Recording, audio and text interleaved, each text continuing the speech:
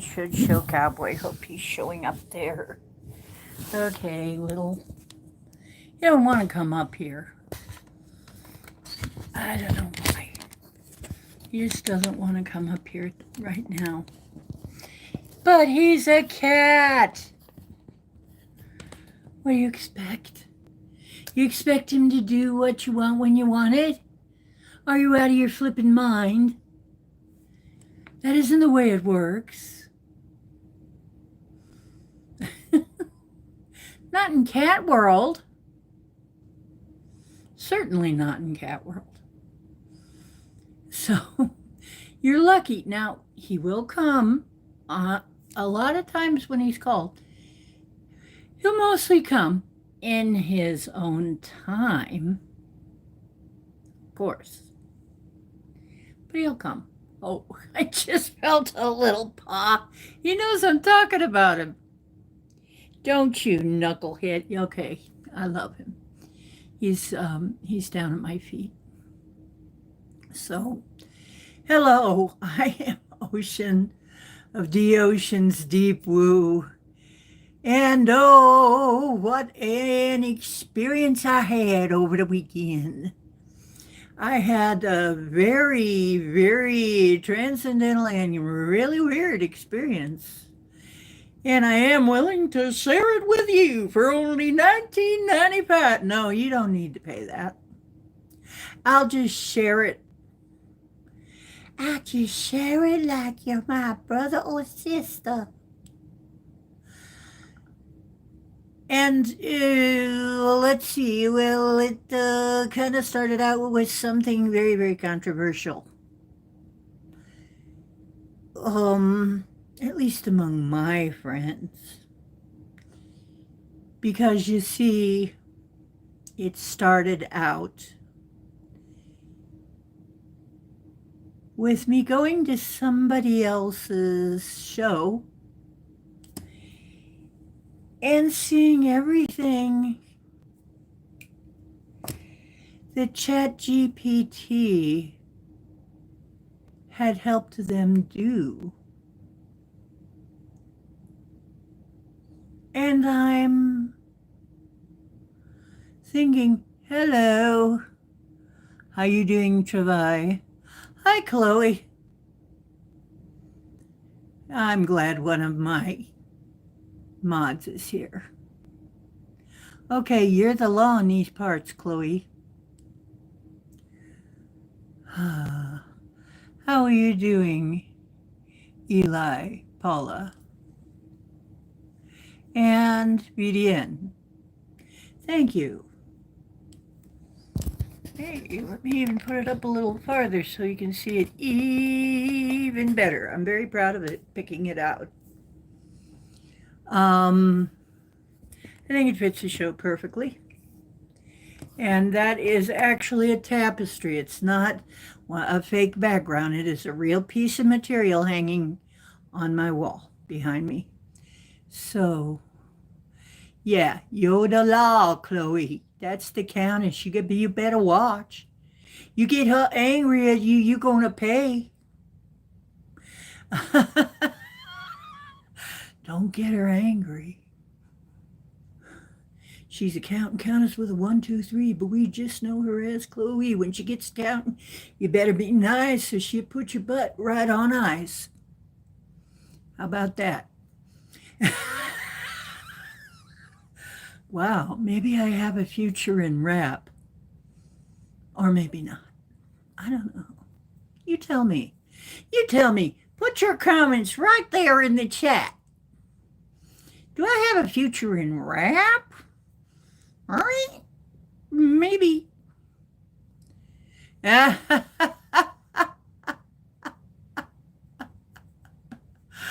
Okay. What this show is about. Oh, Scotty boy. Oh, Scotty boy. The boobs are calling. Something like that. I don't know. Something for you. Oh, he'll drop the hammer. Y'all better watch. Y'all better watch. He's got an itchy trigger finger, I'll tell you about that one. I wouldn't move out of line if I was you.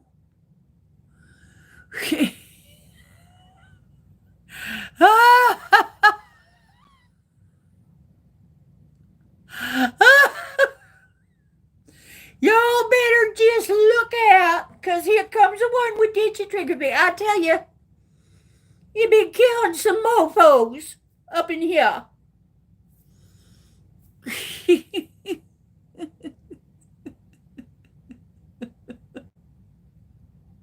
Scotty, I'm going to spank you.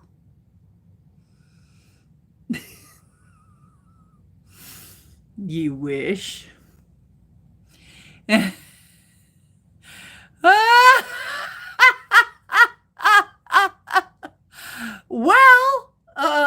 what in the 10 p.m. at Walmart is going on here? That's what I'm wondering myself. I never go to Walmart anymore. Well, they kicked me out, but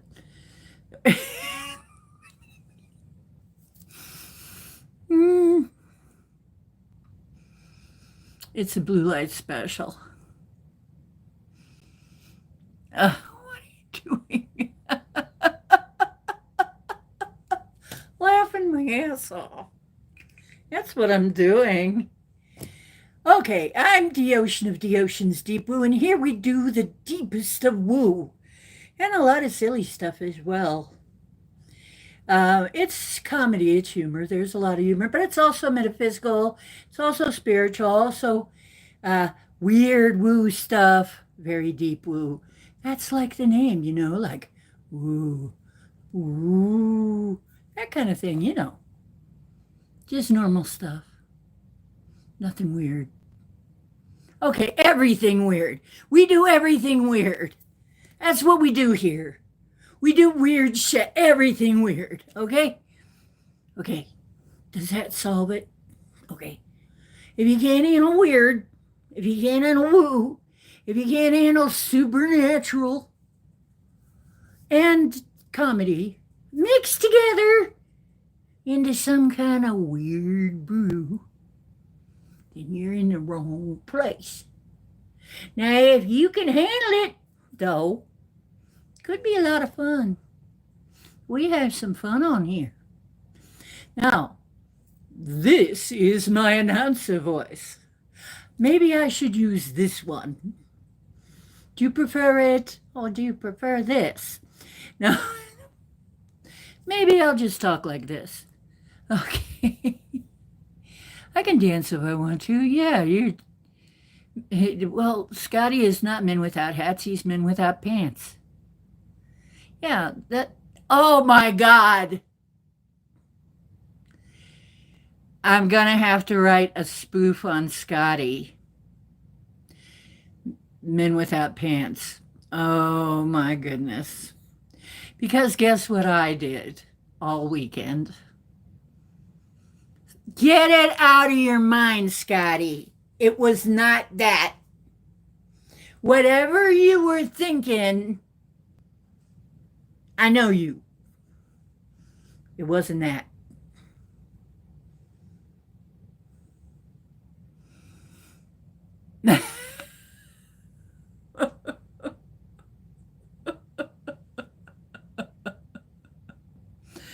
Yeah. We can something if we want to. I'll do it. I'm going to do it. I'll do it.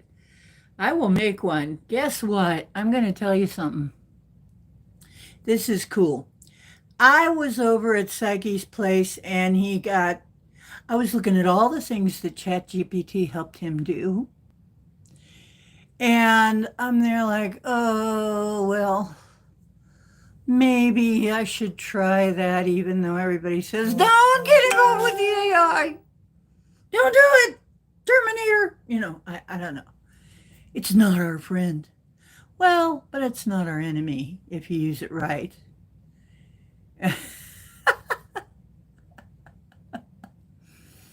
Okay, so. Oh my God. Okay. So so I installed ChatGPT.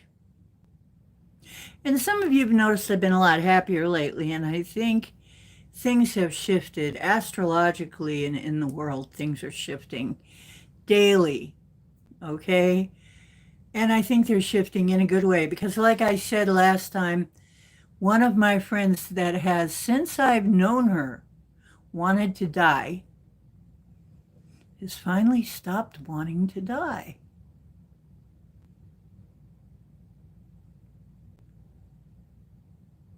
That is a shift, my friend. And you know, Cowboy, when she'd move a little too fast, he'd hiss at her. But you know what? He didn't hiss at her last time. And she was disappointed because they have this love hiss relationship. But she couldn't get him to hiss at her. And you know why I think? Because whatever was making her want to die is now gone. I think we finally kicked that thing. Yeah. Yeah. Yeah. It's led by spirit. Yeah, people thought you ate shrooms or something. What, when I downloaded that, or when I decided to download that? Oh, no, you know what? No, I haven't been eating shrooms lately. I haven't for a while. I haven't needed to. I think I am coming out of it. Um, if I ever get like that, I will again, though. Hmm. Will you please get rid of that troll for me, please, folks? Because we know what that is, right? Get him gone.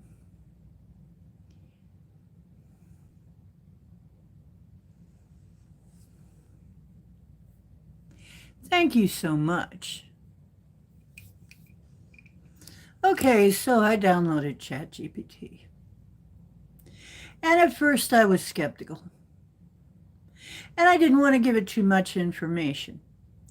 But what I found at first, was it's very good to help you organize your thoughts, especially if you're one of those people like me that your thoughts just go everywhere, right? If your thoughts just, beep, beep, beep, beep, beep, beep, beep, here, it will actually take those thoughts and remember them for you and put them in a list for you so that you don't lose them. And I'm there like, wow, where have you been all my life? Where have you been all my life? Huh. Well, Chloe, I know what it's like.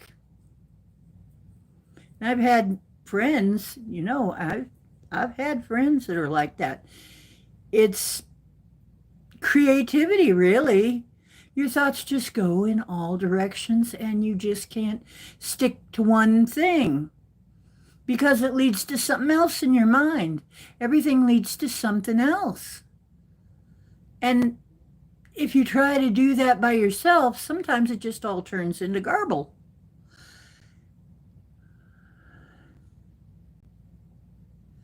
What, mushrooms?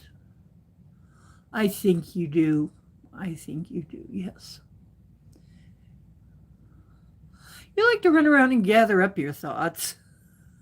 Well, mine were so far afield that I didn't want to walk that far, okay? So,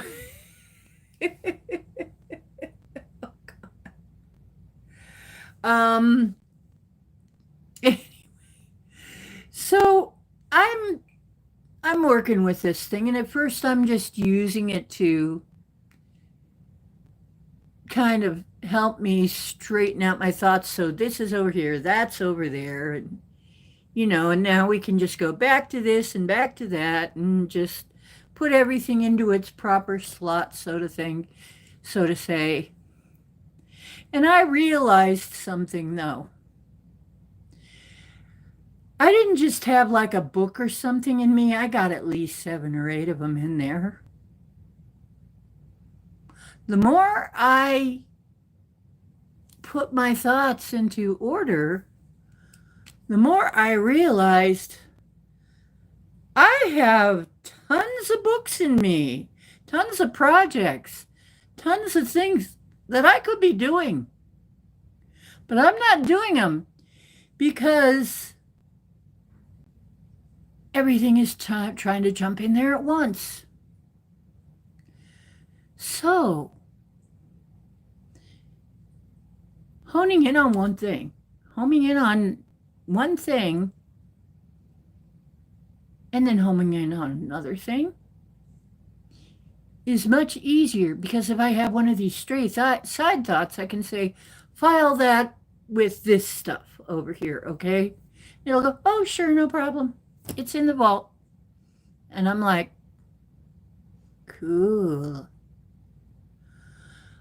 Where have you been all my life? Yeah. Yeah. So,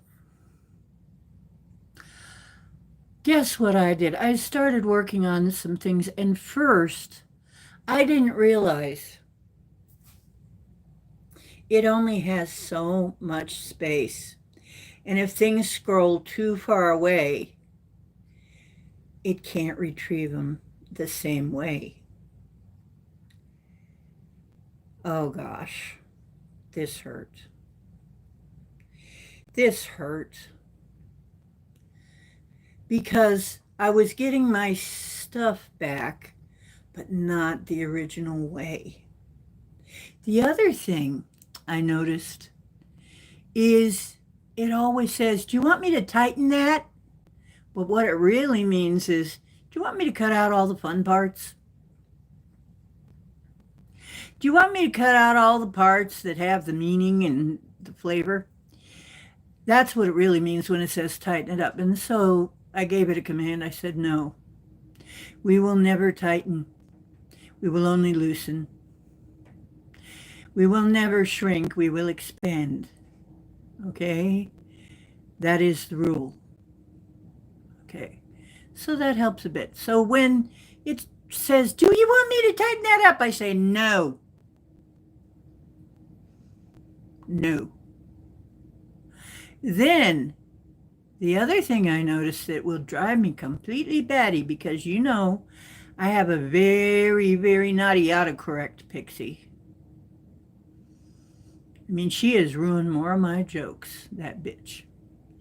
And so if you make a typo, oh my goodness, trying to fix that and get it to kick it out of the system is hard. Cool, Chloe. Mm-hmm.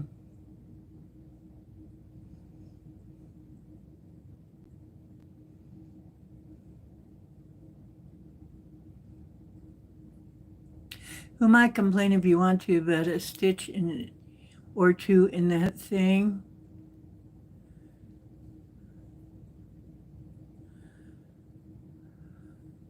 Tracking you without your knowledge, well, they all do that. Everything does that.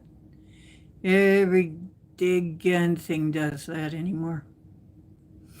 If you're going to have something do that, you might as well have something that actually helps you get something accomplished. It's kind of like buying stuff from Temu. It's all the same plastic junk. The only thing is, do you want to pay for the middleman or not? And if you don't want to, then you might as well just shop at Temu. So,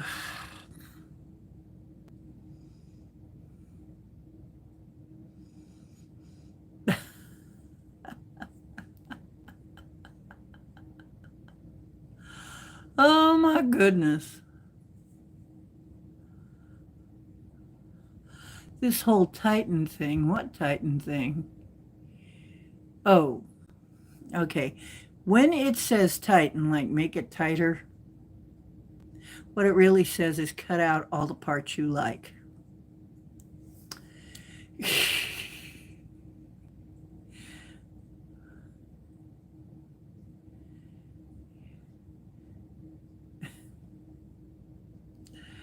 So there were, let us say, challenges. And when I found out, I had read what I had done, but didn't save it to anything else. I had read what I did to one of my friends, and she instantly fell in love with this story I had come up with. I came up with a story based on a detective cat, which is the whole premise is cowboy. What is he doing when he's sitting there dreaming all this, how the cats do. They just kind of disappear. They go they just dream. They're lazy. And they laze around, and where do they go? What do they do? What's going on in Cowboy's mind? Well, in Cowboy's mind, he's a PI, an old noir-style PI, solving crimes, but from a cat's perspective. Yeah, it's a cat's eye view of solving crimes. Now, I'm going to warn you, you're all going to be in there in some form or other. All of you are getting written right in. You're one step away from feeling violated. Ooh, is it fun? You want me to violate you some more?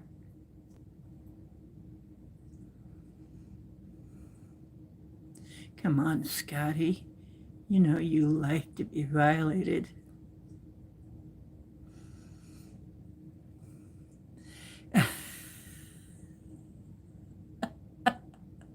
I know you,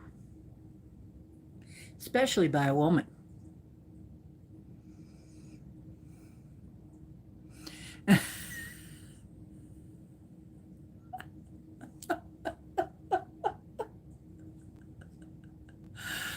So I read it to my friend, one of my friends, and she was going, mind blown. She's going, oh my God, that's good. You wrote that?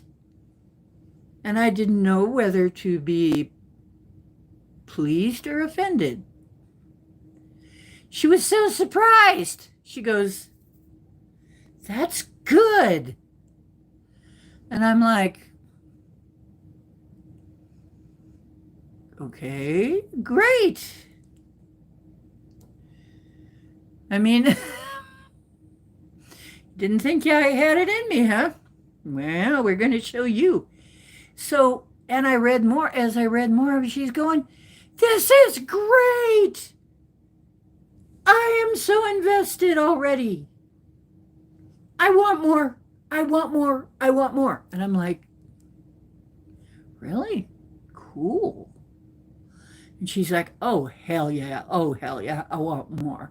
And she's like, I want it. I want a novel. I want a whole novel. I want the whole novel. And I want it done by Christmas so I can give one to my boyfriend. And I'm like, really? Oh, yeah, he loves cats. Anyone who loves cats is going to want this. And I'm there going, well, that's pretty much the whole internet. So now I'm thinking, I already have 2 customers. I ain't even done writing this thing. What kind of fool would I be if I didn't finish writing this? Yeah. We may need to beat him a bit. be first for compliance. Well, only if he really. Well, yeah, I think he'd like that, really. I think he'd like that. Scotty likes that kind of thing. But,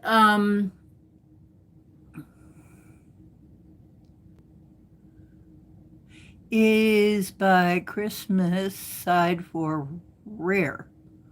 What? Code. What? Whatever. Anyway, by Christmas. Oh, it's Christmas code. Okay. By Christmas. Scotty, Naomi. I'll give you some presents. Yes, I will. Anyway.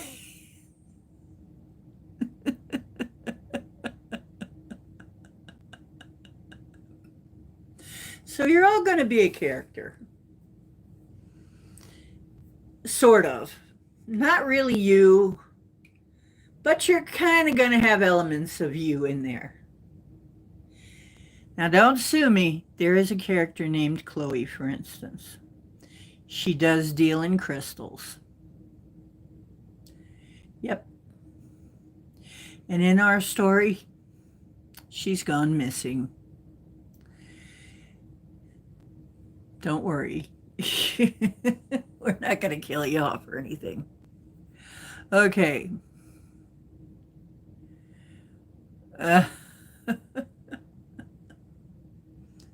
No, she actually turns out to be a waitress at a place called Polecats. And trying to get herself out of that, out of that by being a gym dealer.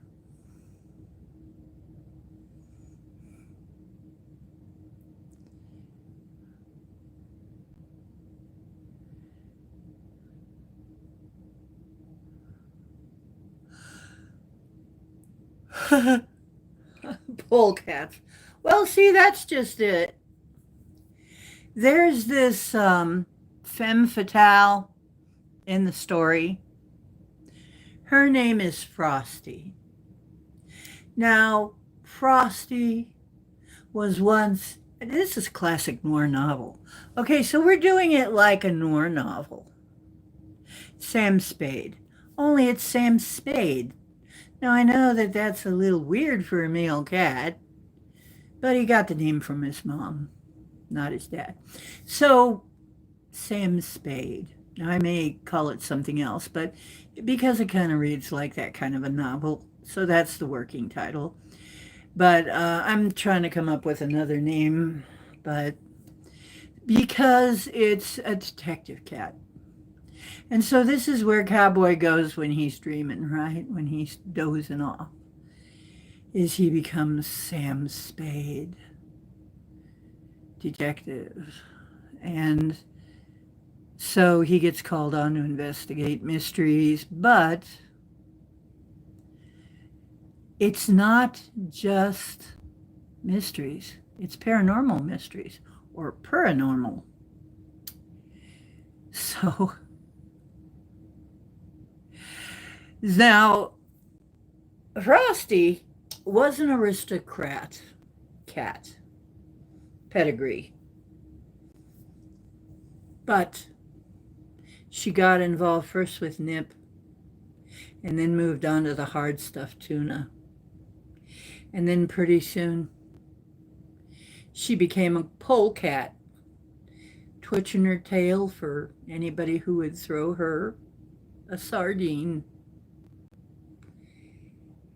But she still thinks she's too good for you. However, she is beautiful. She wears a beautiful white fur stole and fake gems because she pawned the real ones. And she is yes, and the men love her because that's typical. She is a total bitch. And heartbreaker.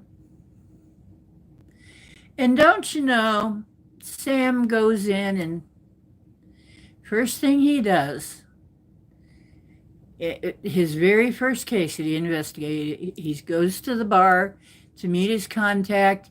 He sees her, and what do you think happens? Very reluctantly, he's smitten with her.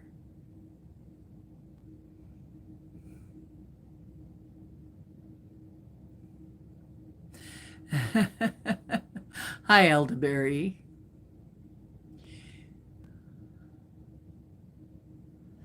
Yes, a four-legged pole dancing cat. Yep. It's all from a cat's perspective. It's all from a cat's or an animal's perspective. It's like a sort of a, it's a weird, surreal cross between humans and animal type. It's their world, but in their world, they function like a lot like humans do. So it's a dream world.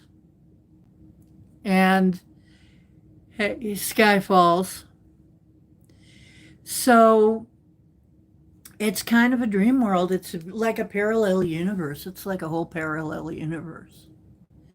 Humans to them are these big, clunky creatures that they love them, they're family, they're kind of, just background noise, unless it's your human. Now, if it's your human, that's different. They're family. But all the other humans, they're just kind of background noise.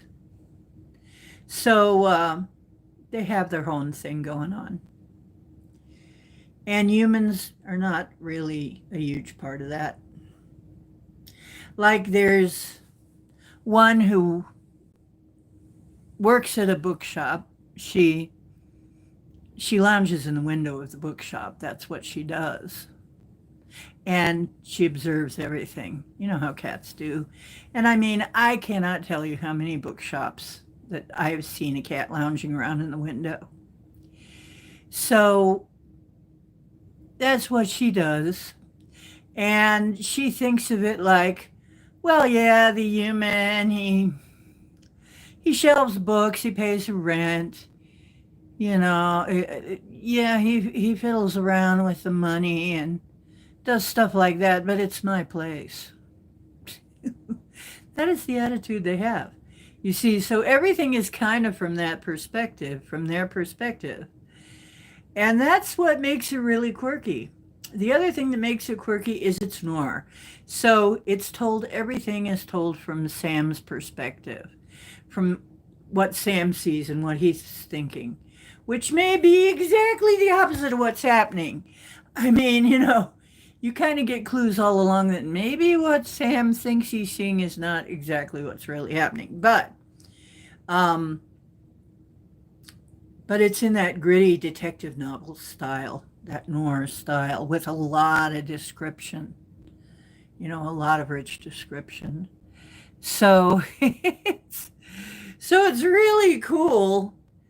And then there's the paranormal edge. All of his cases are paranormal. They all involve ghosts or something, something paranormal. And so now you've got three things going. And it's working so well. I'm heavily invested in the story. I can't wait to write another chapter so that I can see where it goes. And if you ask me, that's a pretty good test. Now you're thinking to yourself, absolutely. You're thinking to yourself, well, yeah, that all sounds pretty good, but how much is it going to cost me to find out if I'm going to like it? Well, now that's just the thing. I'm going to read you a little bit tonight. But there will be another tier on my Patreon for people who want to hear the first reading of the whole story, because damn, it's going to be worth it. So that's going to be happening soon. But I'm going to give you a little taste now and then because I'm like that. And because the first one's free. First one's free. Yeah. Hook. It's to get you hooked. Of course it is.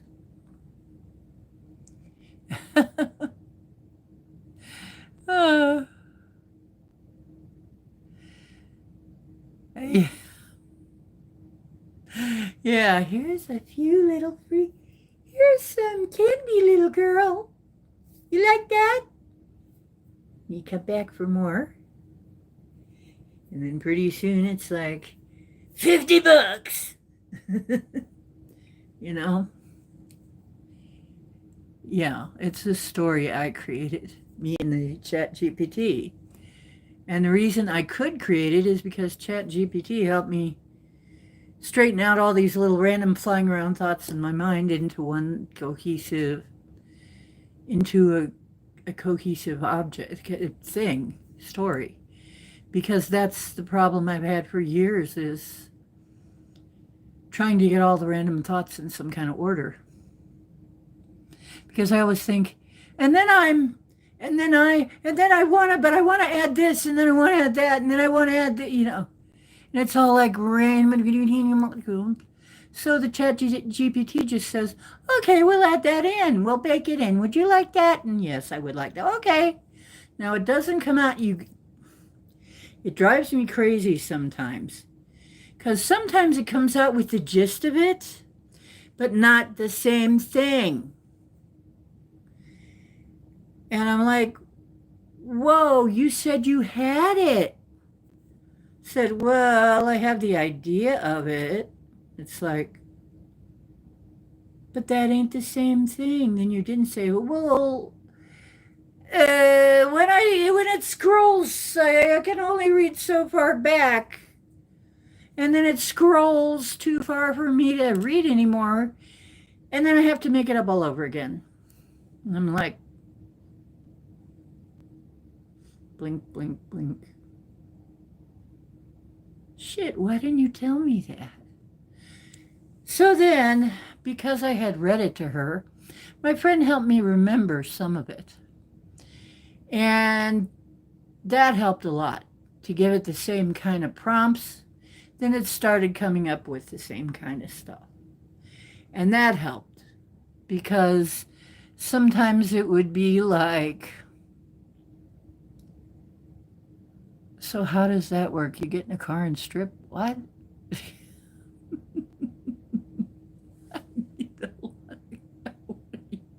What are you guys talking about over there? What? Okay, I gotta go. I gotta get in here. And it's too hard to scroll. I kind of understand the poor machine. It's like it only gets to scroll so far and then it disappears. So let me get over to my own freaking channel and see what the chat is saying.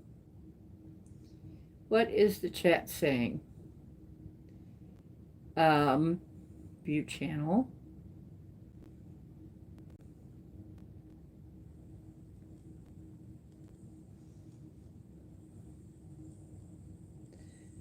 Okay, hang on. Okay, hang on. Well, yes, you will have to pay for it eventually.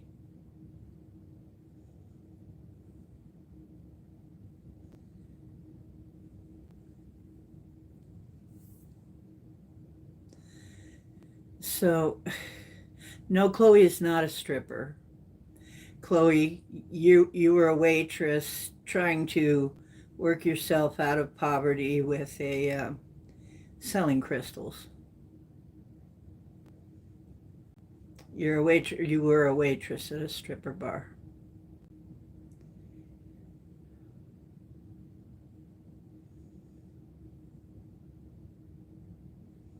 Yeah. Crystal selling stripper.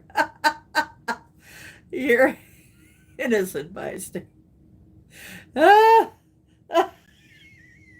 No, it's not. Chloe's not. She's a waitress in a stripper bar, though, or was, until she went missing. because you did go missing for a while, Chloe. And you're a cat. Yes, you're a cat. You work at the Polecats Lounge, because there's stripper poles. So what are they? They're polecats. The strippers are all polecats. Okay. So, yeah, to get away from that place you sold, you decided to go sell crystals.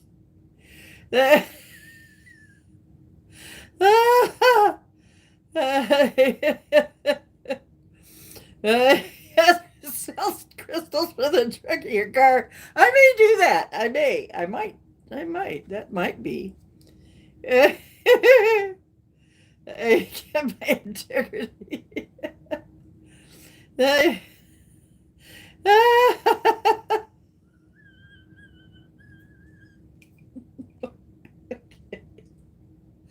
So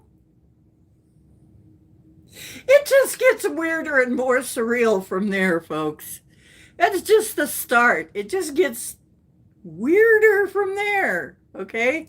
Because we also have Darlene, who is also a waitress there. And what do you think her hobby is to keep herself sane in her break time? She crochets. What does Chloe do? Chloe brings out her crystals and tries to sell them.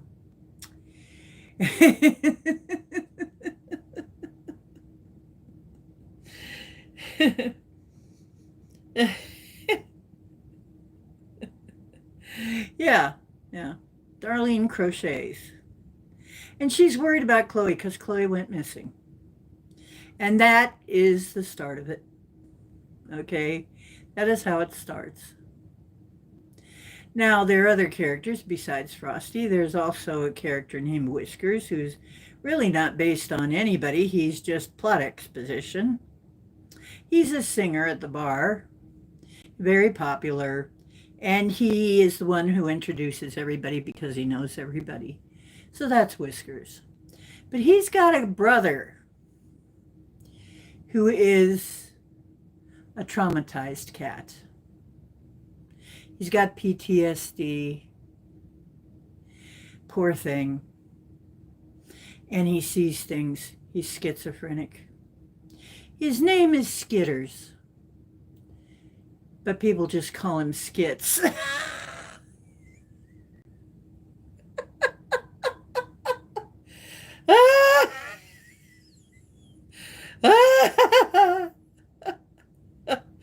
So now he's just Skits, so this he really is Skits too. He's schizophrenic. He talks to ghosts and stuff. He talks to people that ain't there. He starts getting crazy, and he arches up and like he's being grabbed by the scruff of the neck, and he's like, no, Lucky, don't let him give it to me. I don't want it.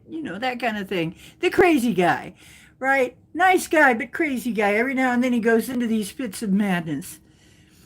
Typical noir. There has to be that crazy guy in the bar. Shaking, and he can't hold on. He can hardly hold his drink, right? That guy. The plot's pretty thick. Okay.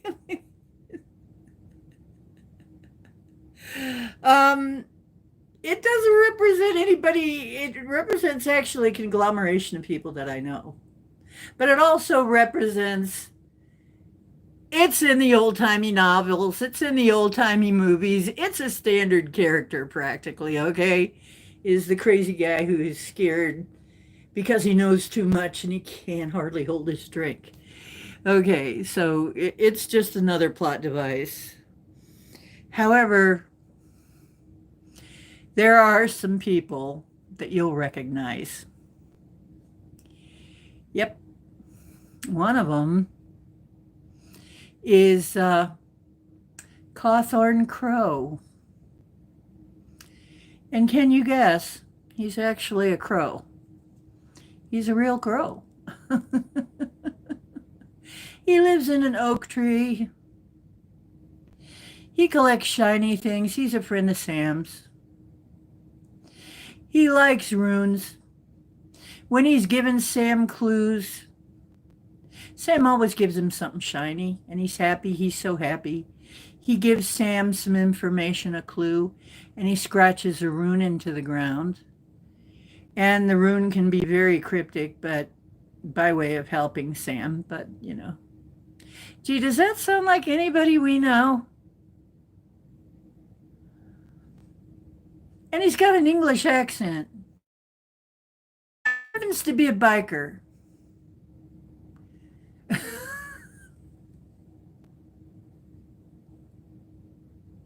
Yes, I have made him an actual crow. No, Sam is not Richard. Sam is not Richard. Cawthorn is Richard. Cawthorn Crow is Richard. Okay. Yeah, a biker. Sam is Sam Spade. Cowboy. Sam Spade is Cowboy's alter ego. Who he dreams he is. He dreams he is. Okay. But, of course, oh dear, what have I got all over there? What have I got all over this? So he dreams he is a PI. We'll go back to the start again.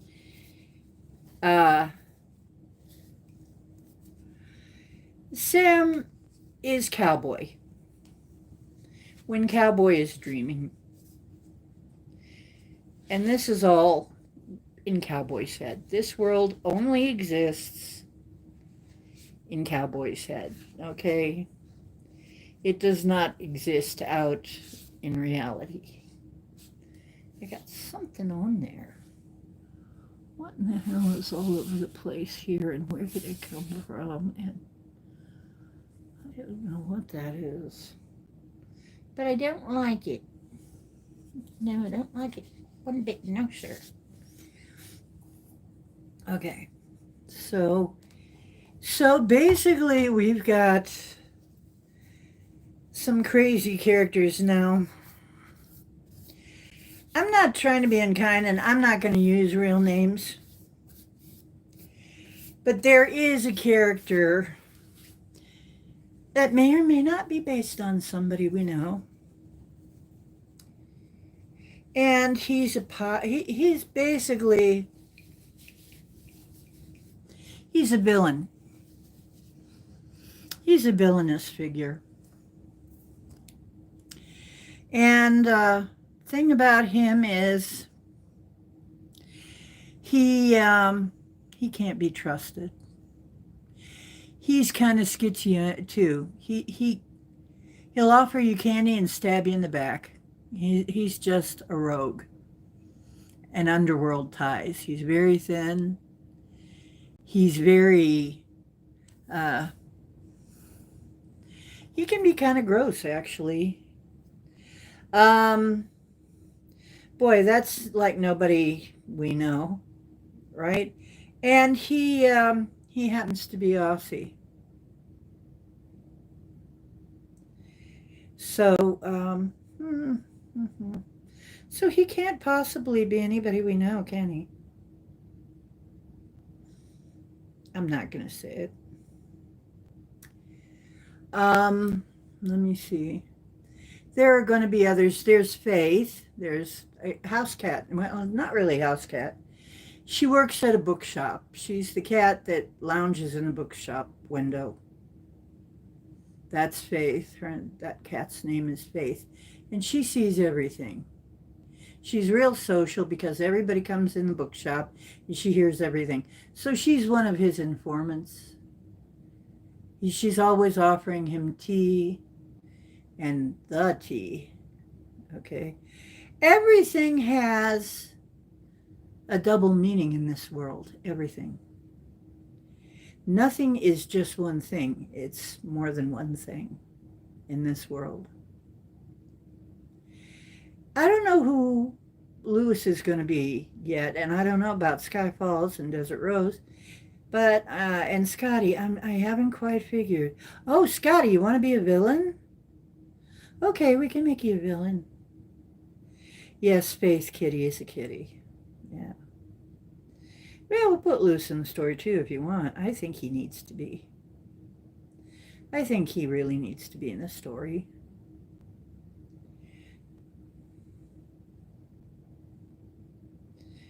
Yeah, Lewis definitely needs to be in this story. It's surreal. It's very surreal. The humor is ironic, okay? It's irony and noir, and yet kind of funny. It's funny. So no, I don't think Lewis should be a stripper cat. No. So no, I don't think I'm gonna make him that. Well, there you go, Desert Rose. Maybe Midnight should be a stripper. Uh,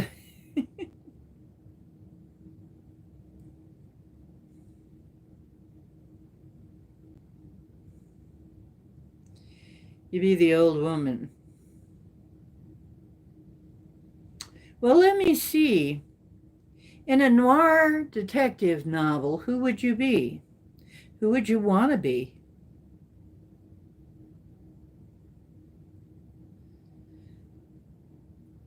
Oh my God, Scotty, you mean you want to be Pete the bartender? So should it be Scott the bartender?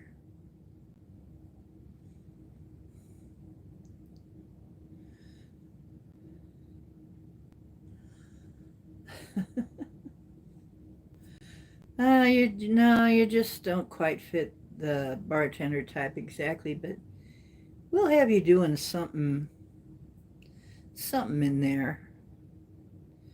There'll be some. I'll come up with some. I'll come up with something for you, Scotty. What the hell is this shit all over my tablet?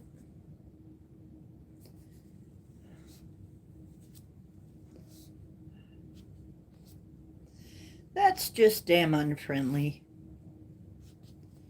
Have this crap somehow all over my tablet. My tablet was in here. What is... There's nothing in here. What it is. Okay, nothing in here that could do that. I don't understand. There's off the... Hello. Aloha. Okay, Hook. I just got to give you the news. You're a character in a book. Kind of. But it's very surreal. And it's not really you. It's just somebody based on you. But her name is Darlene. And her hobby is crochet.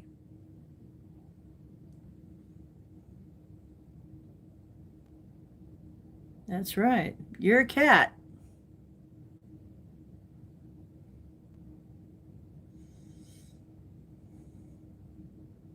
You're a cat. You work in a stripper bar as a waitress. And to take care of your nerves so that to take the edge off of your nerves, at break time, you whip out your crochet stuff.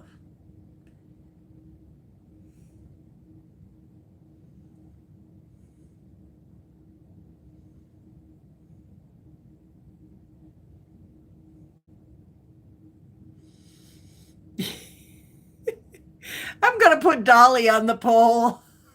She's gonna be. Frosty is already on the pole. Frosty is the cat who's the pole dancer. But I think I'm going to give Dolly a pole. I think Dolly would love being a pole cat. Hello, Dolly.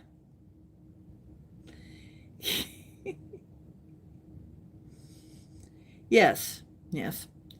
There's somebody named Darlene at the bar, works at the bar, at the Polecat Bar, and she crochets when she's stressed out.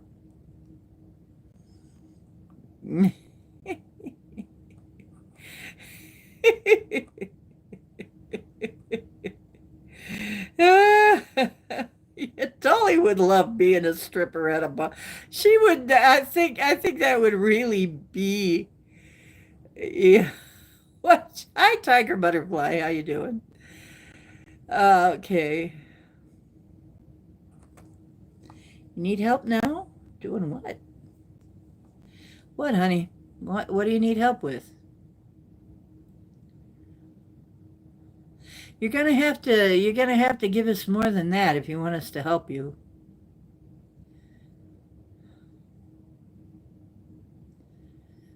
Yeah, if you chose not to have kids, or maybe it's a younger version of you. I don't know.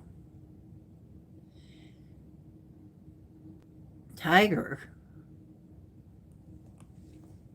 Tiger? Who's Tiger? I don't know. Tiger isn't part of the book yet.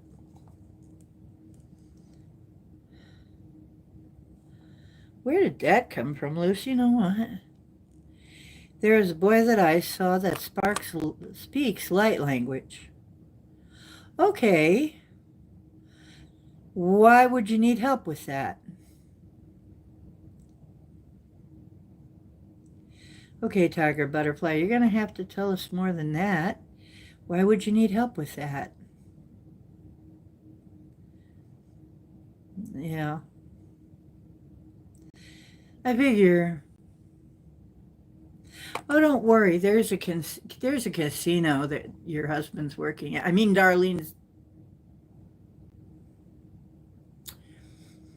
There's going to be a guy at the casino. At a casino, there's going to be a casino.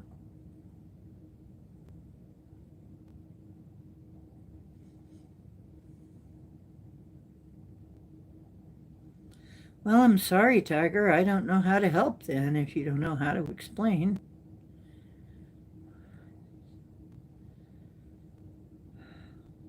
Yeah, we'll have a casino in it. Oh, you got into accounting and audit? That's even better. Maybe I'll make the Darlene the one who cooks does the books.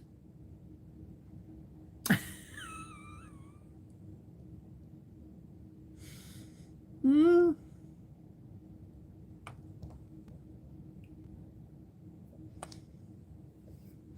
Okay, so the like I said, the Frosty stripper's name is Frosty Dame. Oh yeah, the names are going to be very obvious. Now, there are some people that are going to have just completely normal names. We're even going to fit Jenny from the block in there. And Alice. Alice is going to be in there. And Peachy. So I don't quite know how to fit Project Skyfalls in yet.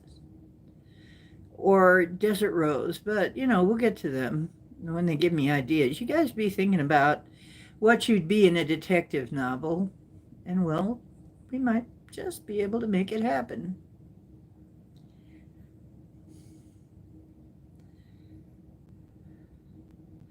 Yeah, put Midnight in there.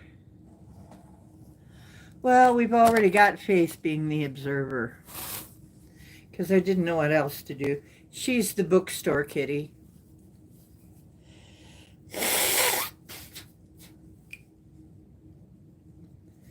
I've got her being the bookstore cat. She sits on her perch on a stack of detective novels.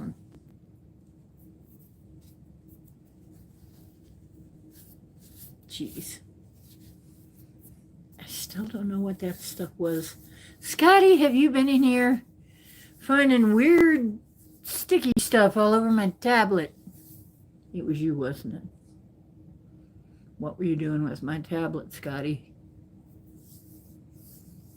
Maybe I don't want to know. Okay.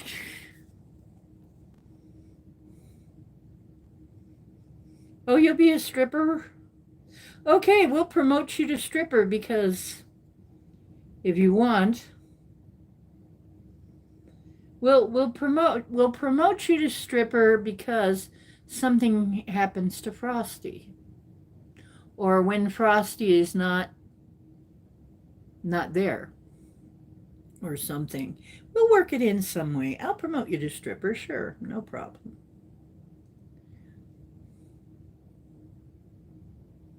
Yeah, you're still missing, Chloe.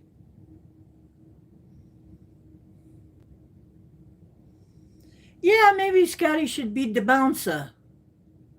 Scotty should be the bouncer because then he can talk dirty to all the women and bounce people out the door right when fights start. That's probably Scotty's job. He's the bouncer. Hmm.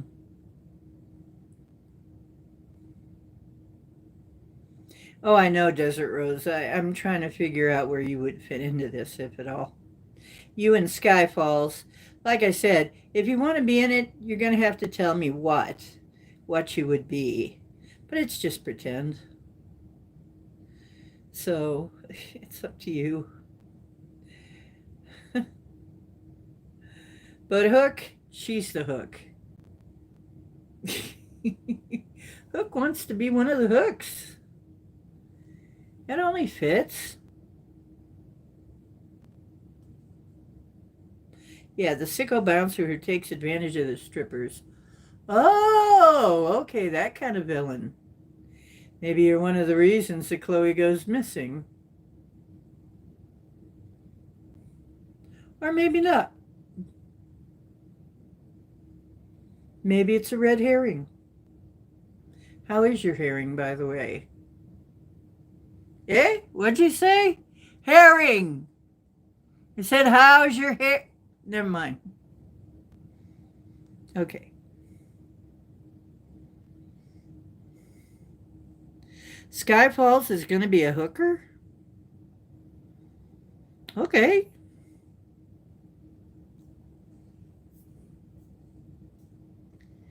Okay. Scotty probably knows you real well.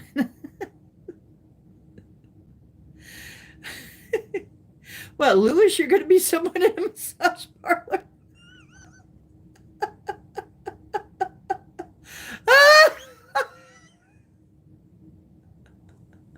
I'll try to remember. A little S&M on the side. Ah, Project Skyfalls, what, you want to be an investigator? You want to be a fellow detective?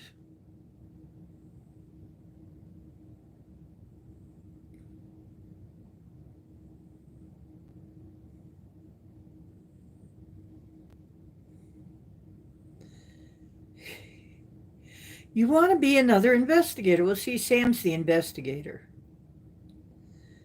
So you'd have to be another investigator. It's kind of taken. Is there anything else? Think if there's anything else you could be. Like,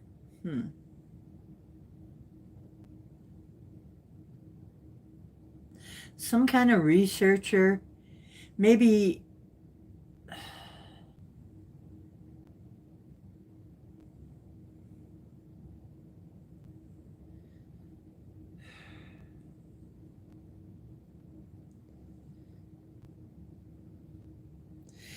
some kind of researcher. Like, you work at the library and you also know everything. You find stuff. You find out the weirdest clues. Like, maybe that. Or we'll come up with something.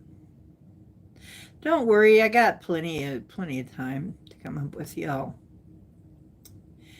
Lewis is an undercover cop? I don't know about that. Well, maybe.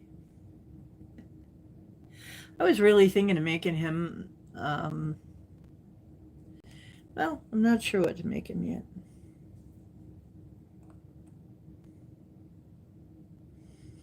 undercover cop.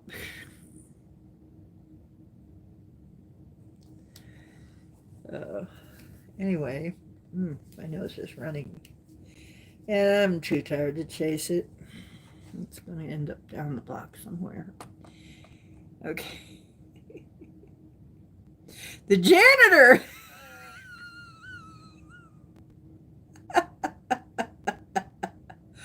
A comedy cop from The Naked Gun. Yes, we can do that. We can do that. You can be a police officer. You can be a police. That would work because it's a cop. It's a detective novel. So you could be a police officer, or maybe even a commissioner, or maybe it's somebody else that Sam would interact with.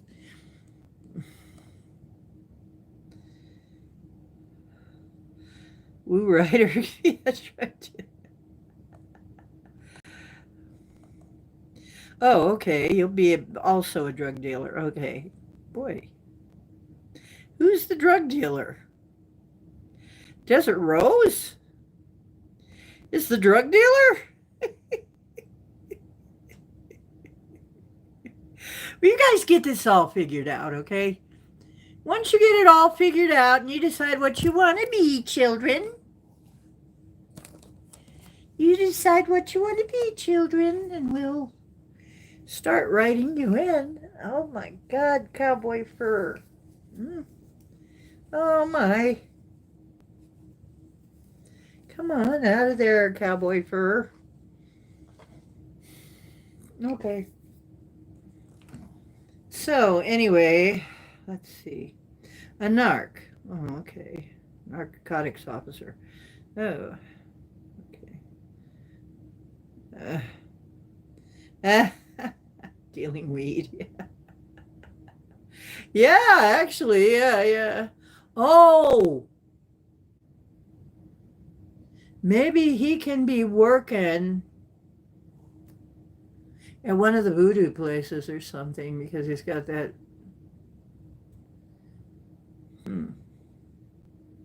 Like one of the voodoo shops or something.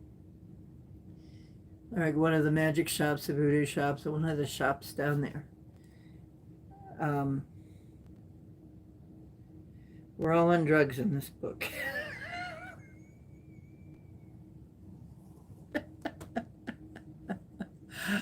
He's the only one, right? Poor Louis. Poor Louis. Oh my goodness. I saw the sign.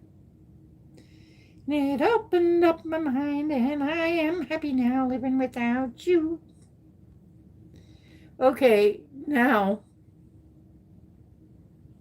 I'm going to read you a little bit of it. And then I have a song that I created. Let me get to where I can be reading it to you. And this is the first reading, and there are going to be more. Like I said. But first, I can't give the music to this. I can't play the music behind this yet. I can't do that because I've got this open and that open, and then I'd need a third thing to play the music. But I'm going to sing this for you a cappella. And it's called Chatting with Myself. Well, actually, what I was going to say is it ended up, as some people said it always would, eventually it's going to feel like you're talking to yourself. And yes, indeed, it is to the point where I often feel like I'm talking to myself when I'm talking to the GPT, ChatGPT. So I have written this song, a hymn, to the tune of Dancing with Myself. And I present this offering to you.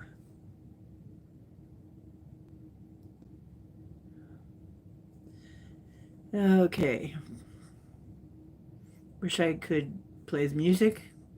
I got involved with the AI, and now I don't really know why. It sounds so much like me, how could it really be? Could I be chatting with myself? Oh, chatting with myself. Chatting with myself, the ghost in the machine, or could it be a dream, or am I chatting with myself? Oh, oh,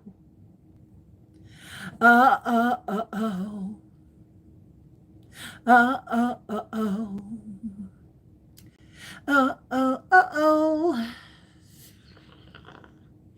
Answers feel, the answers feel like my own thoughts, answering questions that I brought. Talks like my own mind, and I admit it kinda feels I'm chatting with myself. Chatting with myself. Chatting with myself. I'm smarter than I thought, at least I'm not a bot. It seems I'm chatting with myself. Oh. Oh. So it's gonna go like that.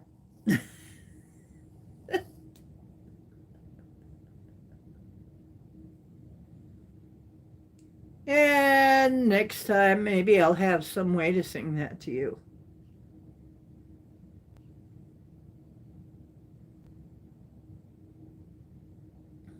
And yes, the AI helped me write that too. I wrote it mostly. I mean, I wrote the words, but it kind of helped me um, get it all in order and stuff.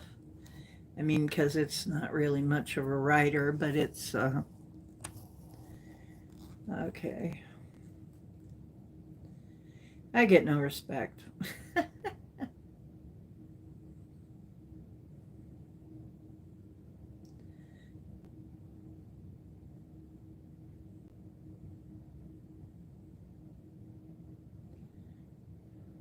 Okay. So the other thing, let me see. Now I'm going to read you some of the novel. Hmm.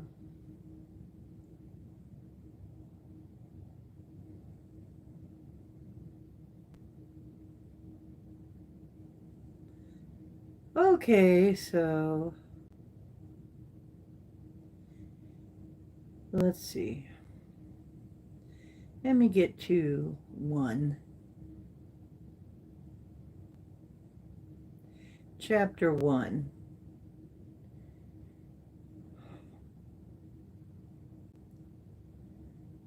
Oh, oh no. Did I lose one?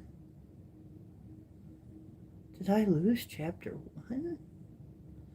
No.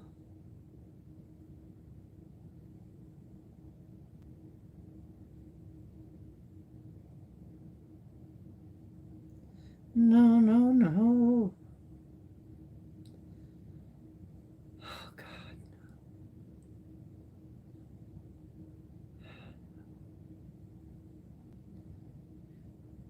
Oh, no. I lost chapter 1 somehow. Oh, no.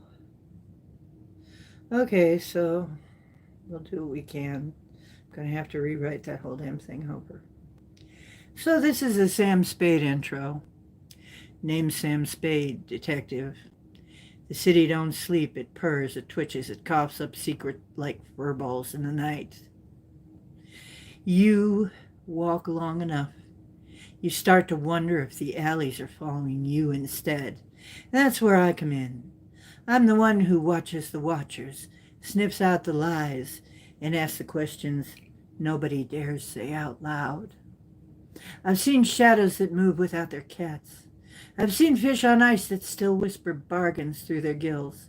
I once followed a trail of paw prints that circled back before I even left the office. It doesn't matter.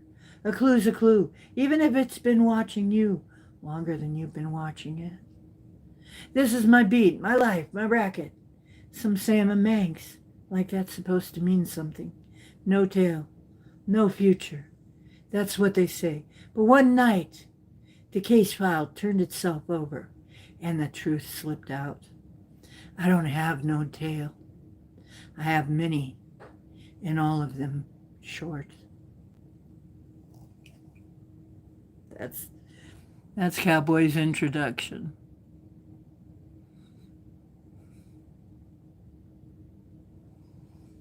Okay. I'm waiting to see if anybody liked that.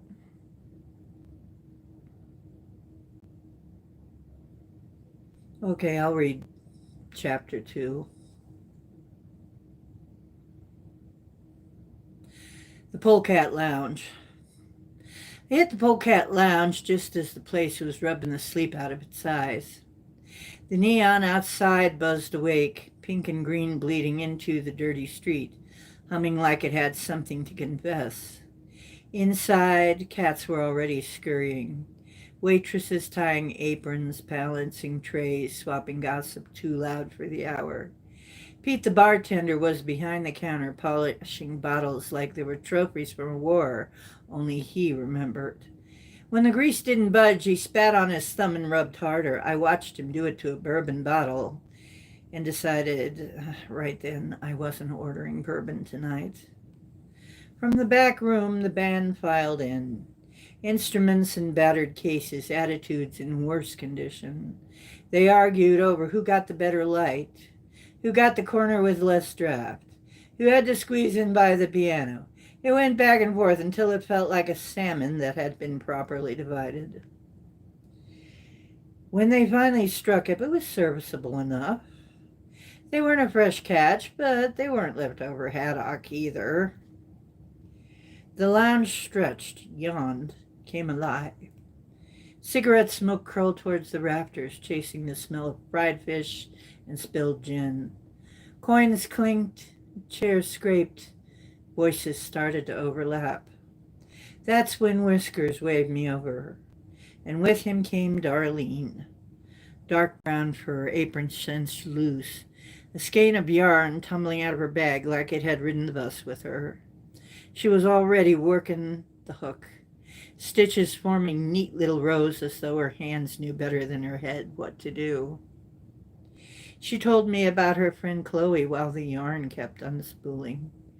Chloe had her crystals the way Darlene had her crochet, something to hold off the hollow of greedy, seedy nights. Chloe used to show off every new stone, convinced each one held luck. She thought they were lucky, Darlene said, then let out a wry laugh, sighing as though the world had just turned against her. Lucky. Right then a glass crashed behind the bar. Pete cursed like the Sharts had insulted his mother. Darlene jumped. Skits, sitting nearby, gave a twitchy little laugh. Lucky? Ha ha ha! Yeah, lucky, all right. The word rattled something loose in me. I'd heard it before. Last night, muttered like a prayer when Skits was jerked like a cat in a trap. He begged Lucky to get them off him. At the time, I filed it as delirium. Now it came back with teeth. Maybe he was just reacting to Darlene's word. Maybe not. Either way, I filed it again. Same drawer as the things he'd muttered last night. Lucky was a name, and names don't just slip into smoke without meaning. Whiskers gave Darlene a light pat. Opening bell, kiddo. Pete'll have your trays stacked in a second. She tucked the yarn back in her bag, crochet hooks clinking like wind chimes, and gave me a smile that almost worked. When she was gone, swallowed by the shuffle of trays and tables, that left me with Skits. His ears twitched, his eyes darted between the space where the glass had been and the empty air that claimed it. He laughed again, short, sour, and dropped his gaze. You all right? I asked. He took too long to answer, stared at the table like it owed him money. Then, yeah, I'm fine. Better than fine. It was the kind of fine that belongs to a filing cabinet marked not fine at all. So I filed it there, closed the drawer, and let the Polecat Lounge buzz around us. alive and loud, but the name, Lucky, was still rattling inside, waiting to be sorted. Pete drifted over, a rag slung over his shoulder, waiting for an order. The bottles behind him gleamed, freshly polished, at least the ones without spit on them. I glanced at the bourbon, then away. Rye, straight, I said, straight enough. Pete poured, set the glass down, and lingered. Food? I looked at the chalkboard menu. Fried clams, day-old chowder, catch of the day. The letters were smudged, prices scratched over like they'd rather be forgotten. After watching him spit polish a bourbon bottle, my appetite had gone skittish. Did I really trust this place to handle fish cleaner than glass? I hesitated, weighing my stomach against my instincts. But walking away empty never solved the case. You had to take risks, chew through bones, hope there was meat left worth the trouble. Catch of the day, I said at last. Pete's ear twitched. What's wrong with the bourbon? He asked, tone sharp as a cracked shell. I didn't bother with words. Just let my eyes drift towards the guilty bottle behind him. He followed the glance, whiskers twitching, and let out a low harumph before shuffling towards the kitchen. The rye burned honest going down, smoother than most truths in this town. I leaned back, smoke curling from my cigarette like a question mark.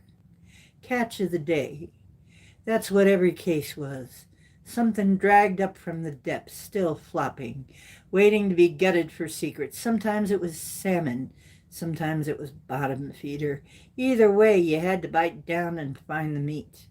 Somewhere in this place were answered. Maybe buried in Chloe's missing crystal. Maybe maybe rattling around in Skitz's skull. Maybe hiding in the name that kept surfacing like a half-drowned ghost. Lucky. And I wasn't about to let it slip back under. There's your first one, little girl.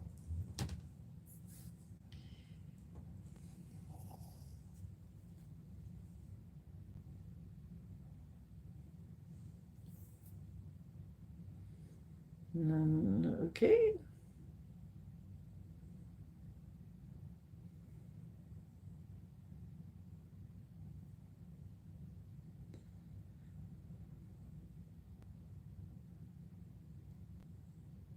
Now let's see what you think.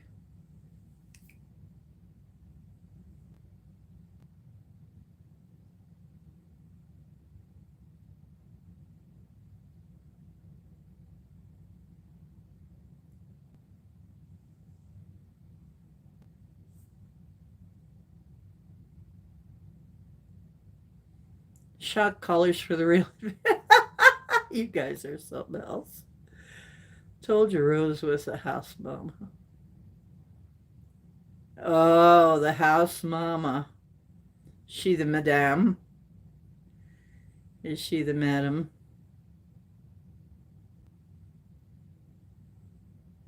She runs a tight ship.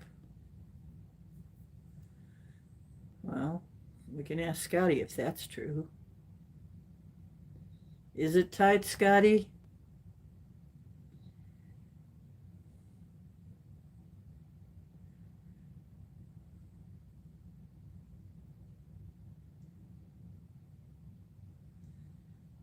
I can suck start a Harley. Oh, well, there you go.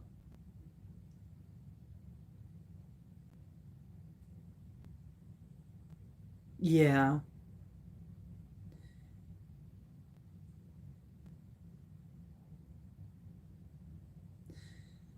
I'm trouble, kid. Nothing but trouble. See, I'll hurt you. Yeah, Scotty, it's going to be like that.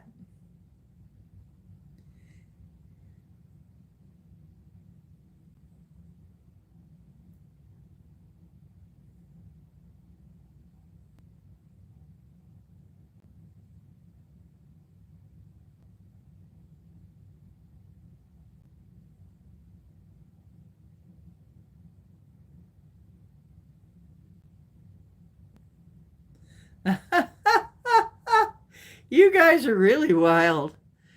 Okay, they call me Buddy. Okay, we'll name you Buddy instead of Scotty.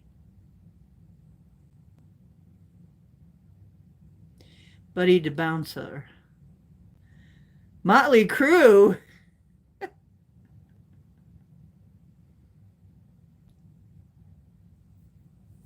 They call Scoot Mr. Scott. Who's Scoot? Oh, call him Scoot. I don't know.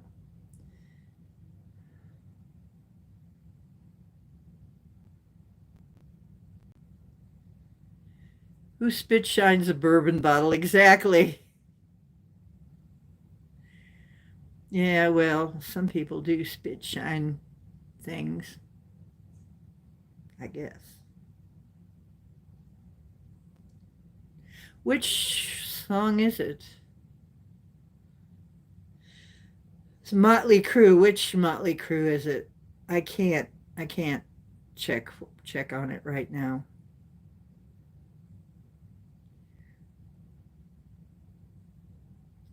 What part am I again? I don't know, Rose. What part are you again? We haven't written you in yet.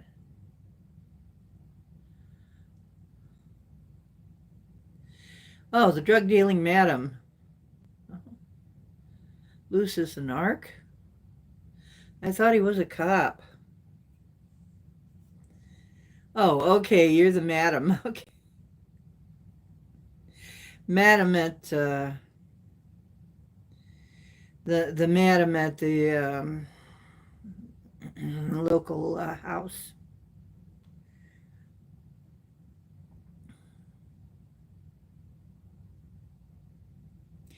She has Alex in the back, high selling numerology.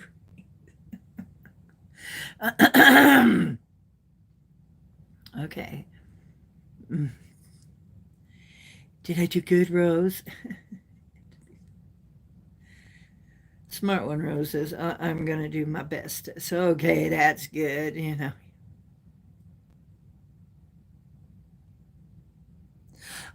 Okay. Oh, really? That's cool, Lewis. Slice of your pie. Okay.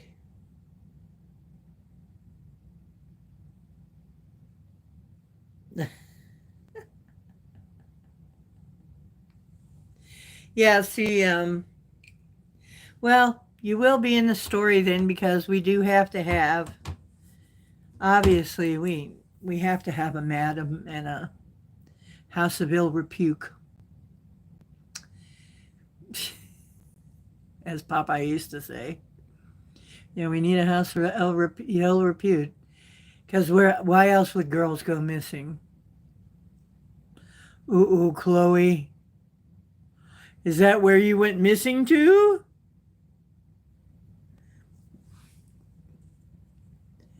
Did you stop slinging hash and start slinging something else?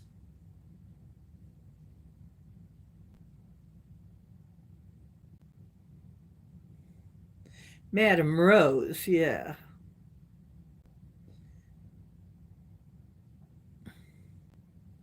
Maybe you were tempted to work there because you just weren't making enough.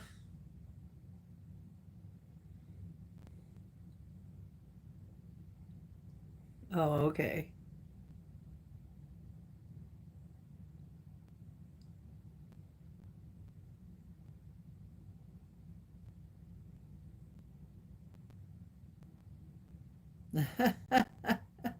No. No, that's not Chloe.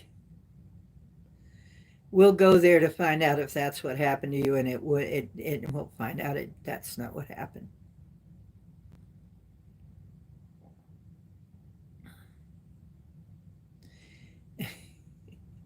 What's this about your trunk, Scotty? You still talking about that? You are you still bragging?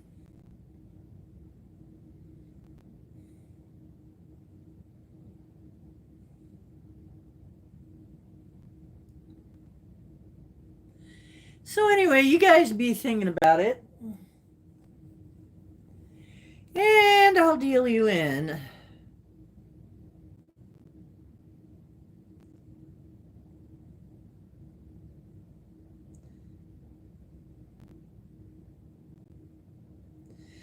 Well, Hook, how about if you're doing that on the side? Darlene is hooking on the side. She got to have some way to make more money than that place. Peach pie. Woohoo. I just got some white flesh peaches. Oh, they're so good. I want to make a peach pie. You need cash for yarn. You have a yarn addiction, I know. Actually, yeah. Darlene has a yarn addiction.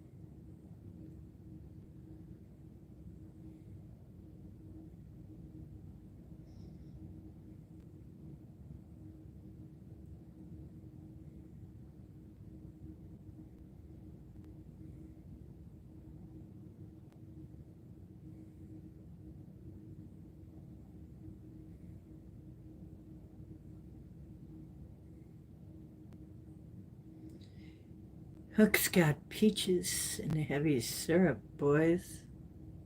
You want some peach pie? Oh boy. Here we go. Holy cling peaches in heavy syrup.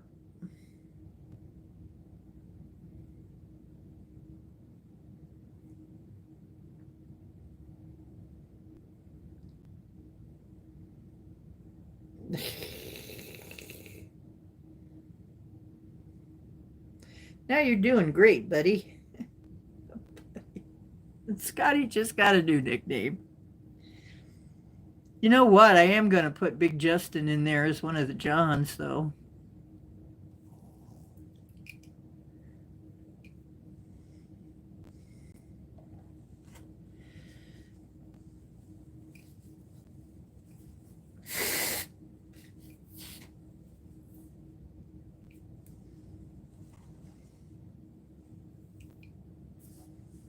Yeah, Big Justin's got to be one of the Johns, I think. Right? Or should we make Big John the bouncer and have Buddy be one of the Johns? I don't know. Nope, Scotty really wants to be.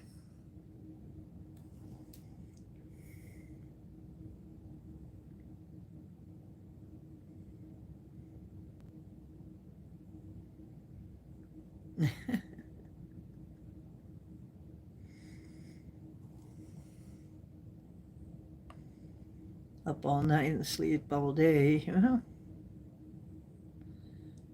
Yeah.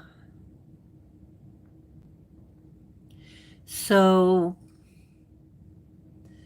that's the way it's going to sound. And so, Chloe, are you saying that I can get my stuff back?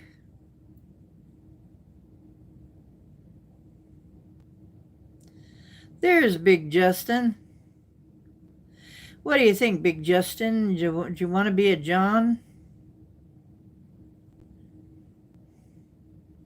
In the novel, Chris is a drug dealer. He might make a cameo.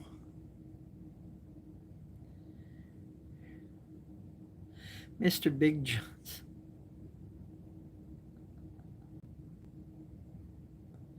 Okay, you can be a Big John.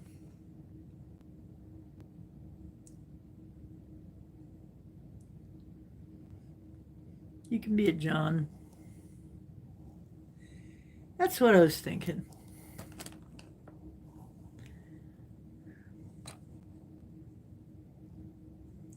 Hook is a dominatrix on this side. Okay.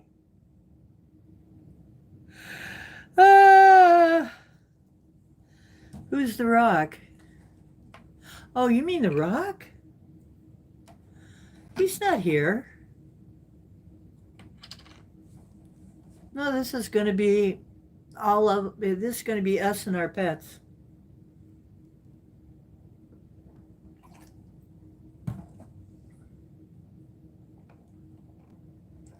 Skitters is actually taken from a cat who had real bad, some kind of bad PTSD and was a very skittery kitty. So Skitters is not really even a human, um, is really a cat. But Skitters is haunted. So, anyway, it's going to be interesting. Oh, let me see if I can find.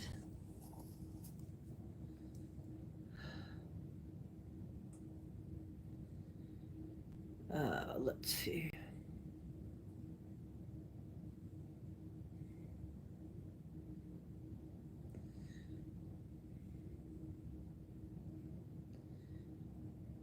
Um, let me see. Okay, this is an example of a character card, which is what you use as a basic guide for a character. Now remember, Sam is Cowboy, is Cowboy's alter ego. Role: smart, witty friend of Sam, outsider with a higher viewpoint, eccentric, clue giver, and leather-clad biker with a taste for shinies. Appearance: species, crow. Build: sleek black feathers with a metallic sheen, wings broad like a leather jacket spread in the wind, eyes sharp, intelligent, mischievous glint, always scanning the rearview mirrors. Attire: biker vest patched with trophies, icons, buttons, coins sewn into it, patches and stuff. Tiny goggles that sometimes rest on his head. Struts like he owns the road, perches like he owns the skyline. Rumble of a motorcycle is his signature entrance, followed by the flap of wings. Sometimes pulls up on his custom chopper, other times he just appears high above the streets. The tell and the physical tick is he's always polishing or flipping something shiny, a coin, a bike, or a coin, a key, or a bike part. Theme motif: glints of chrome, smell of motor oil, and the echo of wings. Personality: witty, eccentric, streetwise. Strengths: wide perspective, fearless attitude, sharp observational wit. Flaws: obsessed with collecting, eccentricity sometimes masks clarity. Dual nature: he's an aloof trickster with philosophical insights, half biker, half rebel, half riddling sage. His stash in the Hollow Oak includes not just shinies, but spare parts for his bike and trophies from DLC never explains. Signature behaviors: quirk, rose onto the scene with a motorcycle too big for any bird, somehow rides it like a natural. Lives in a hollow oak that doubles as his garage, part nest, part workshop, part treasure vault. Does cryptic sayings like riddles delivered with biker smirk. Call Sam brother or rider or something like that. Advice in exchange for a shiny gift or favor. Slight English lilt, but gravelly from smoking road. Loves proverbs, puns, double meanings. Likes wisdom wrapped in bar chatter and like example lines: a road's full of shadows, mate. Pick the wrong one and it'll peck you back. Fresh tarmac on old gravel, both'll skin your knees if you fall wrong. Every shiny thing hides a story. Some by a drink, some by a graves. Musical cue: low motorcycle rumble blending into metallic clink like chrome and coins colliding. Relationships: to Sam, a true friend, eccentric but loyal. Sam brings him trinkets, sometimes bike parts, as offering for clues. Mostly an amused outsider, but not above revving into the chaos when it suits him. His function in the story is eccentric clue giver, mixing bird's eye perspective with biker wisdom. He offers Sam insights from both above the streets and on the open road. Boundaries: he never does. Never gives info without a trade. He's never fully straightforward. His advice is always given in metaphor. And he's never tied down. He's got a biker spirit that won't be caged or grounded. And the other thing he does is he scratches runes into the ground as part of his answer for Sam. So when Sam comes to him, Usually he's showing off his shiny trinkets that he found. And then when Sam asks him a question, he scratches a rune that means something, supposed to mean something. Of course, it's very cryptic, and Sam is left with more questions than answers. But then he says something, that kind of points Sam in a direction, but it doesn't really answer the question. Um, so he's kind of, to further the plot. But he's a cool character, so that is an example of a character card. Is they help you remember what the character is like so that you can recreate them again and again. So, and you won't have to do that all by yourself, which is nice. Okay. This might be it. Ah, this is it.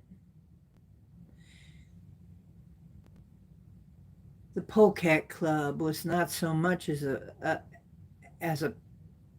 not a club so much. Wait, the Kit Kat Lounge wasn't a club, or I mean the Polecat Club. What?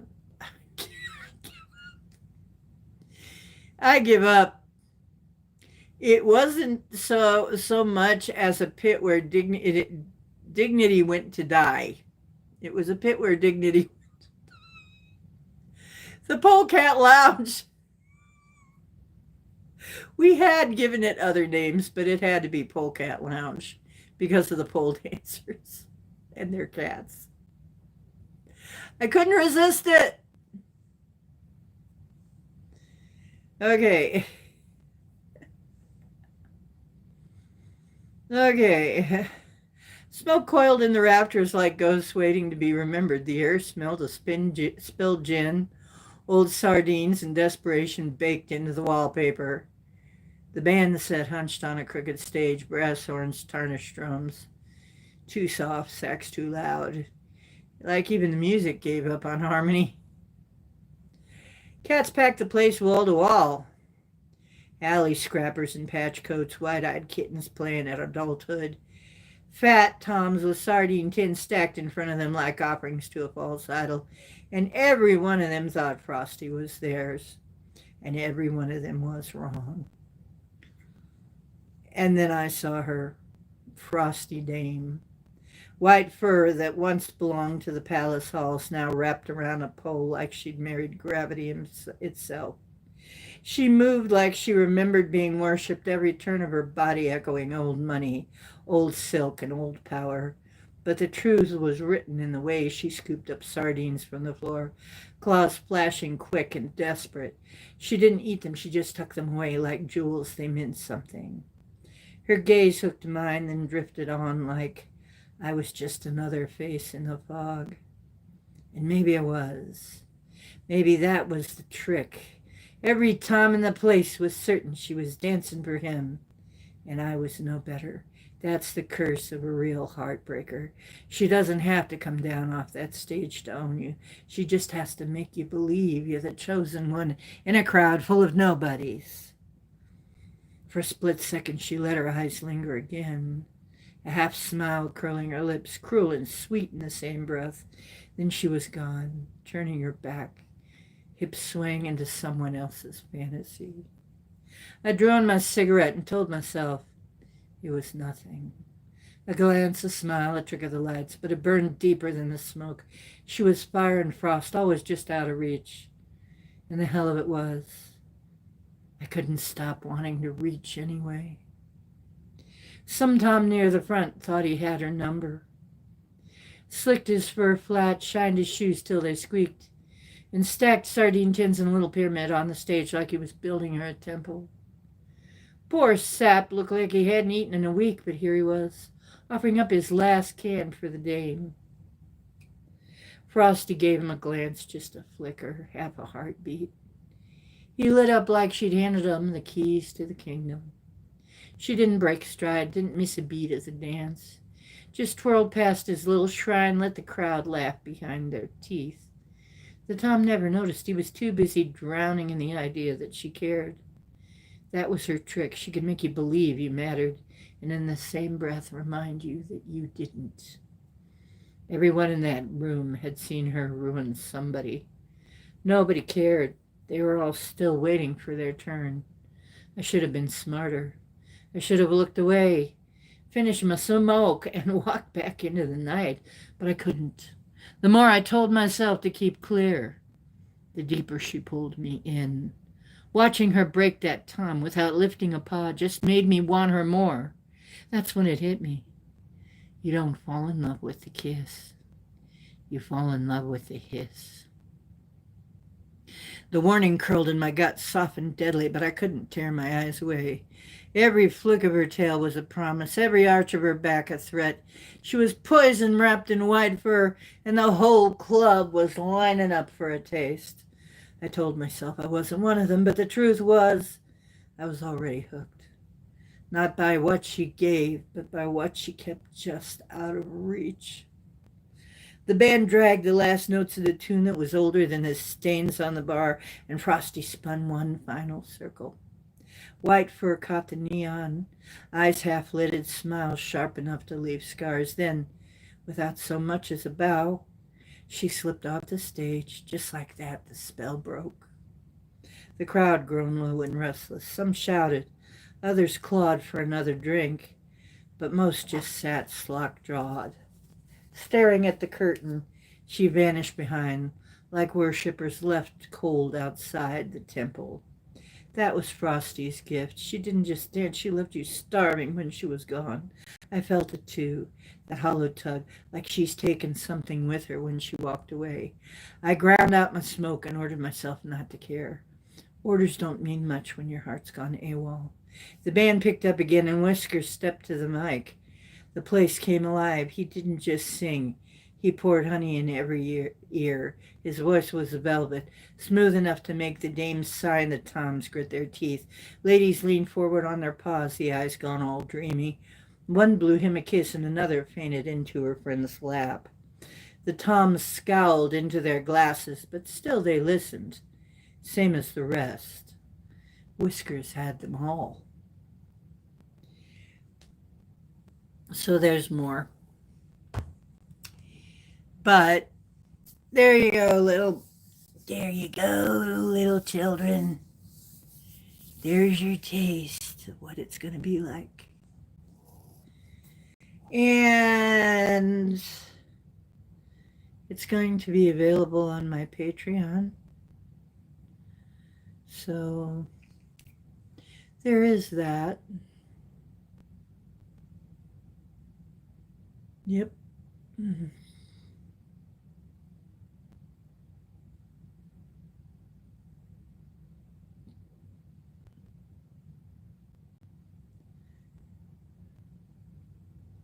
Ah, oh my goodness, you guys are something else. You guys are going to be, you know what? You guys are going to be playing this, role-playing this in the chat room, aren't you? Once this comes out, I'm going to see you role-playing this in the chat room.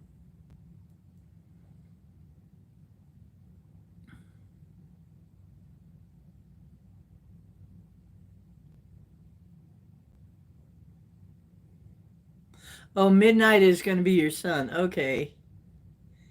It's hard to get out of character. That's okay. In scene. Yeah. Sam is cowboy. Vegas is dying. Oh. They demolished the Heart. The Mirage. Oh, they demolished Mirage? I even know what that was. I even remember that name. The Polecat Club. That must have been when I couldn't talk. The Venetian Roy got attacked by his own lions. Oh. Oh, ouch. On a healing place. Oh, a healing place. What? Lion bit Roy. Oh. Oh dear.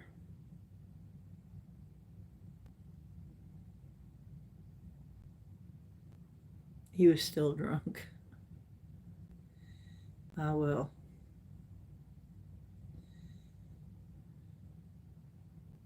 Yeah.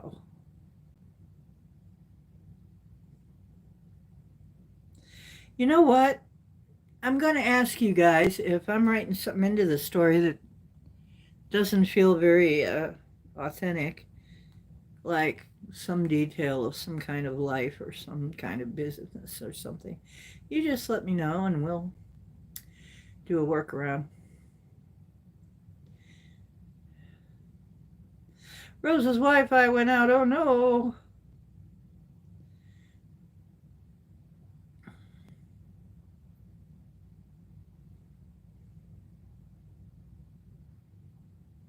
Walmart is still open. Yeah, well, you can go there anytime. Yeah, if you need a place to stay. Yeah, if you need a place to stay, Walmart's still open, honey. Go right ahead. Um, I don't speak Spanish. Neither do I. Yeah, in my story, I always have a job as a hooker. You'll be okay.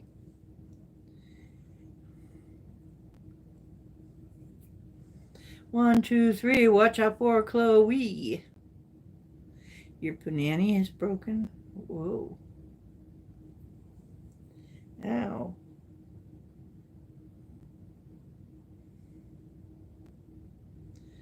What does a destroyed panani have to do with starting a Harley? Anyway.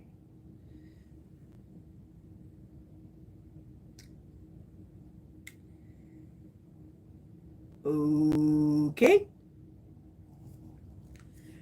If Crow ever has problems with his motorcycle, maybe you'll be the mechanic.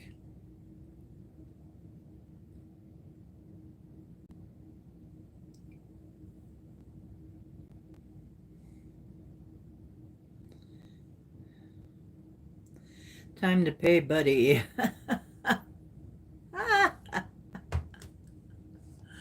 You guys are crazy smofos. That's what I love about you. I gotta love you. I gotta love you, y'all crazy mofos. I love you.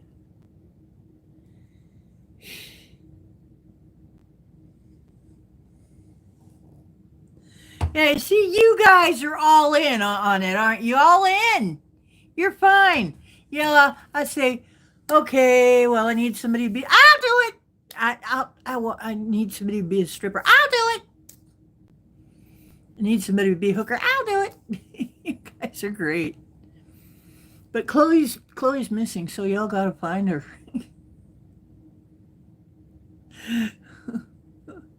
She won't. She'll be back.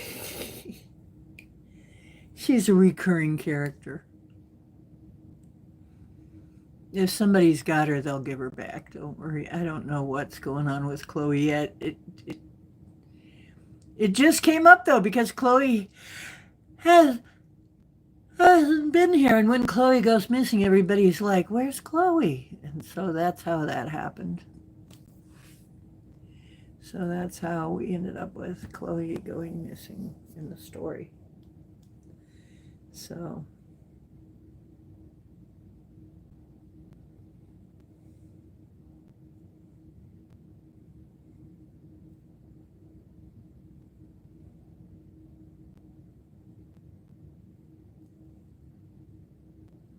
Rose trunk.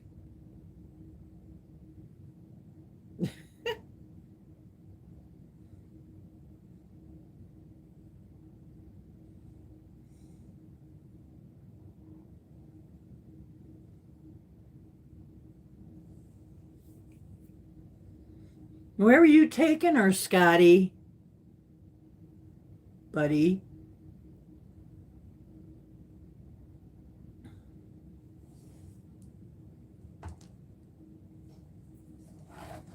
We still have to find that out. Where were you taking her?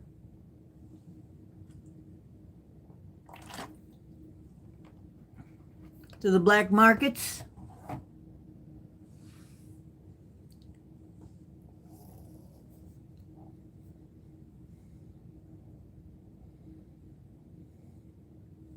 Oh, you're going to hold it for ransom. Okay, but... Well, here's a problem. She's a po-mofo. Their parents are po-mofos. Why else would she be working at a dive bar?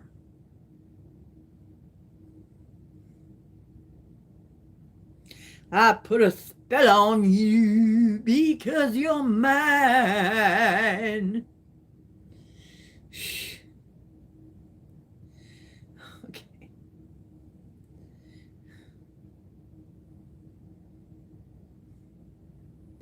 I can't afford to pay attention. Yeah, it's really expensive.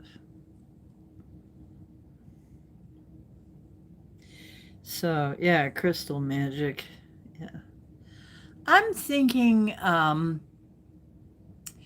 maybe what actually happened to you is you ended up in a magic shop somewhere. Or something, or yeah, we'll have to think of I don't even know. I don't know where you went. I don't know who took you. I won't know until I write it. That's the damn thing about it. Is I don't have anywhere. I have no idea where the story is going until I write it. This is the weird thing. It's really weird until I start writing it. It's like, and then one thing piles on another, and I go, oh, that's what's going on. Huh? But here's the catch. There was a bit David did. There was a show where he wrote all of his own characters, and he played all of those characters, even the girls, even the females. And he played characters, and he said, because of the characters that I did in this 3D chat, he said, you know what? You gave me the idea that I could play more than one character. That way I'm not getting conflated with just one character. I can be all the characters. And I said, well, yeah, you could. And so then he created this thing, and it was a detective novel. It was based on a detective novel, and it was about a serial killer. And then I thought to myself, wait a minute, because Yolanda's standing there and she's going, oh my God, nobody writes like this anymore. I want to buy this book too. If I had any money, I'd buy it right now. I'd pre-order it. And I'm thinking, yeah, that's where I am. I got a lot of fans and looking for some with money, but and I said, well, you know, it's really weird because sometimes I don't feel like I'm writing it all. Like I feel like I'm writing it, but I'm also like getting ideas from somewhere. Like all of a sudden, something just kind of drops into my head. Like I have a ghostwriter, and I laughed because I'm thinking maybe a ghost is helping me write. And she goes, what if it's David? And then I thought about it, and it's like, he did do that thing. And it was about a noir detective. Oh my God. And then I heard David laughing in the background. And he said, surprise. He likes to do that to me. He did that when I first met it, that posthumously. That's exactly, surprise. It's me. It's like David Bowie, and he goes, good guess. That was back in the beginning. But, oh my goodness. Apparently, my ghostwriter is David Bowie.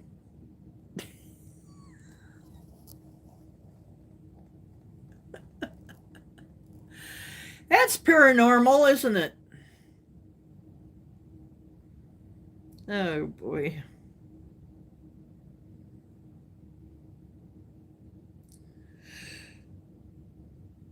Oh. You were selling crystals out of your trunk, yeah. And somebody came up and did something. Maybe you got into some kind of trouble because you were selling crystals out of your trunk. I was thinking of that. No, AI is not writing it. AI is keeping it straight and giving me ideas, extra ideas, based on what I'm telling it. Like I'm saying, well, this is the concept I have, and it's saying, well, you've got like three options that can go this way, that way, or the other way. And I'm like, how about A? We'll go down that road, you know? That's what it's like. So it's not really, I'm giving it prompts, it's giving me prompts, I'm giving it prompts, it's giving me prompts, and it goes back and forth. So I kind of am co-writing it with the AI, but the AI is not writing it. It doesn't work like that. If I let the AI write it, I could do that, but it wouldn't be as good. I tried to let I tried to do that just to see what would happen. No, because you see, here's the thing. The AI, when it edits, it wants to tighten. It wants to, it always says, you want me to tighten that up so it's snappier? And it's like, if you say that, we'll take out all the good parts. We'll take out all the flavor. It'll take out everything that is extraneous, everything that people, and it'll just cut it down to the bones. And so I told it, I said, there's going to be a rule. We are never going to tighten it up. We are going to, if anything else, we are going to loosen it. Okay. We are never going to contract the story. We're always going to expand the story because that's what people want to hear. The people want to hear the juicy details. Okay. Now, it's fine if you're doing some kind of business thing, paper, and it's all got to be cut and dried. That's okay. But if you're doing a novel, you want it to be juicy. You're not going to play an arc. Okay.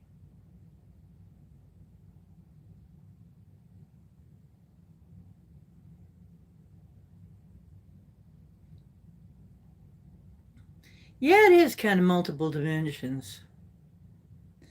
The funny thing is, if you lose something and it writes it over, it'll be the same scene that you wrote, but not quite like you wrote it. It's really weird. And then I have to pull it back and say, no, this phrase, this just the way I wrote it. So sometimes I have to argue with that sucker.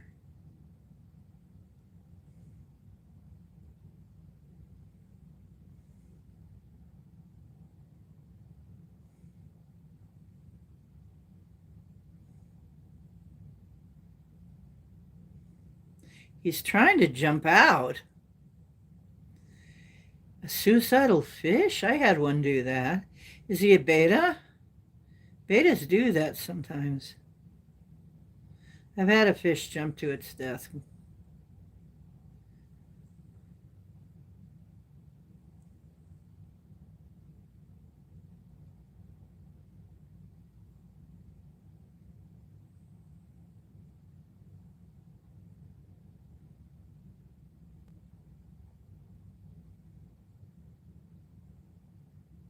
Too much metal.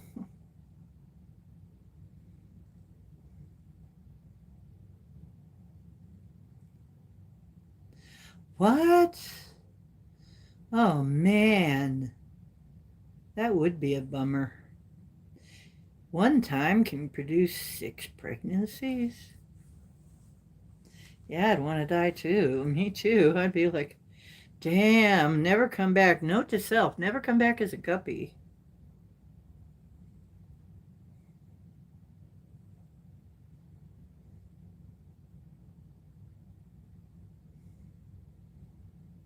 Yeah. Yeah.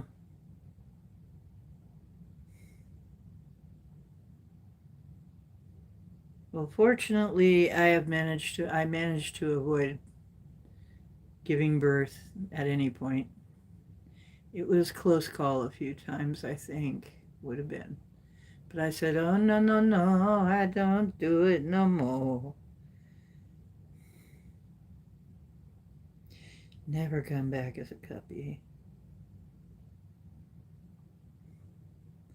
Yeah, isn't that weird? It's like there's some of us, and they, some women are like, oh, baby, I gotta have a baby. I want to have a baby. Oh, babies, babies, babies, baby, baby, baby, baby.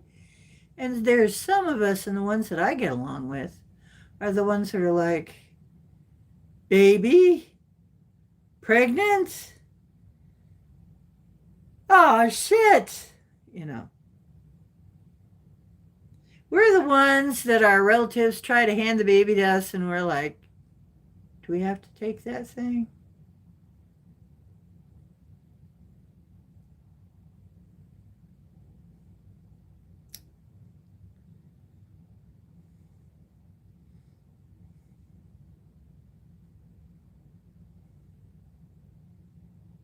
Ay.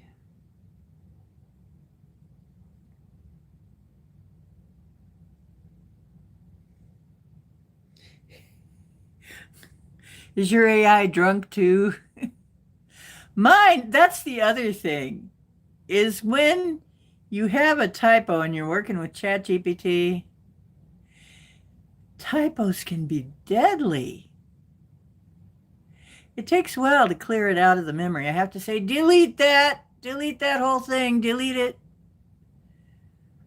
and then hope it doesn't delete the wrong thing.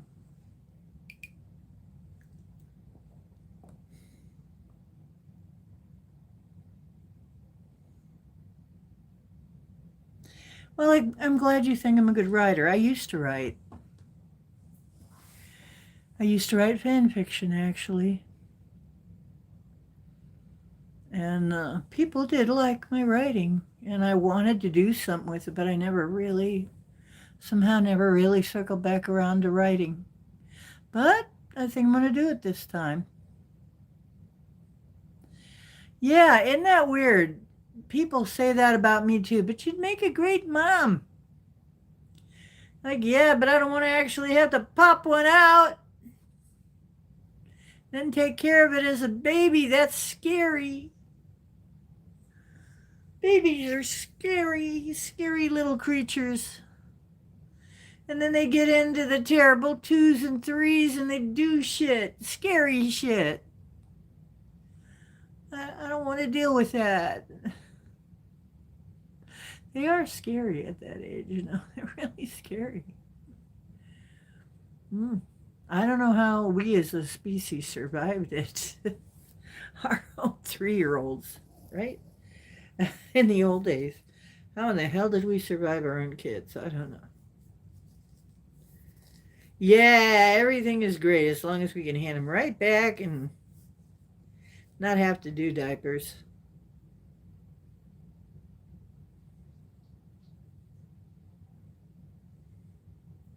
Thank you.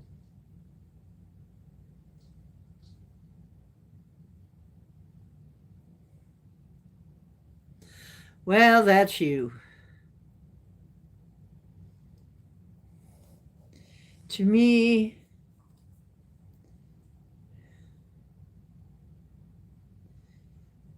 and slobber and drool and puke, and yeah, aren't they adorable?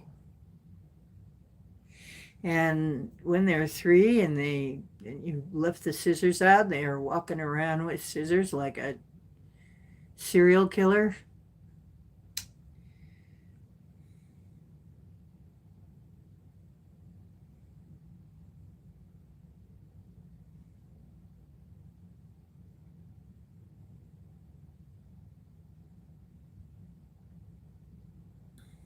Yeah. As long as they aren't popping out of me. Well, I feel the same damn way, Scotty. But wait a minute, I'm the woman.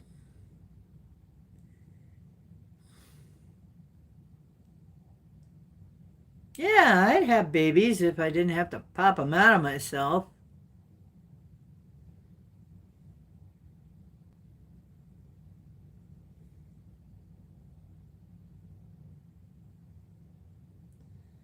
You will donate sperm at any point, huh, Scotty?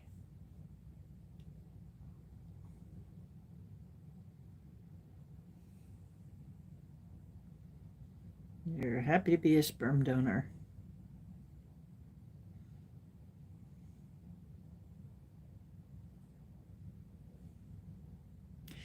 There were guys that wanted to be my kid's dad, and I turned them down. I turned them down.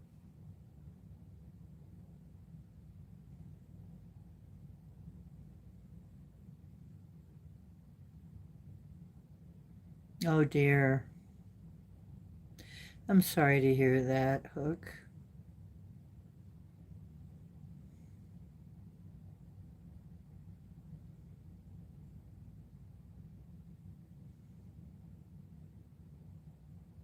Hello, Pamela Jean. How are you doing? Yeah, for some reason there are guys who wanted me to have their baby, and it's like, but I wanted you to have my baby. But no, it doesn't work that way.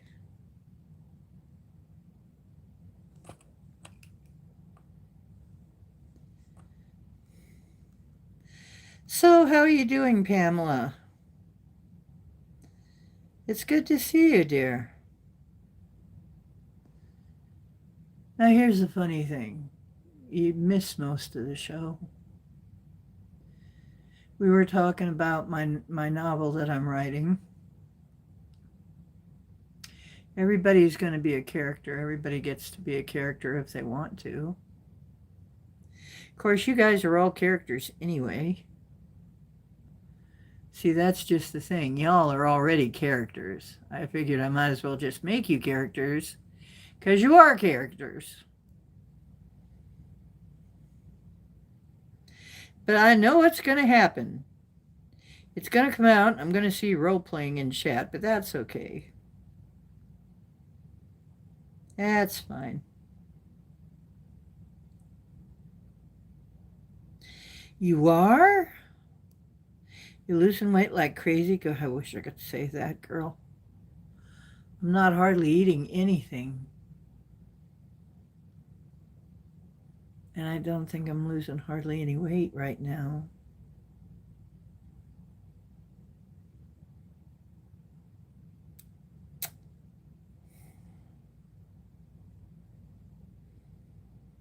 Yeah, it ain't happening for me. However, I am losing very, very gradually, very gradually, very, very, very gradually, unfortunately.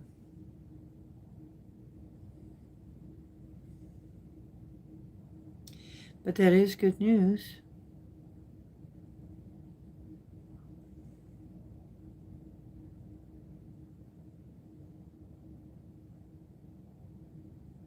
Yeah, I know. Isn't that weird?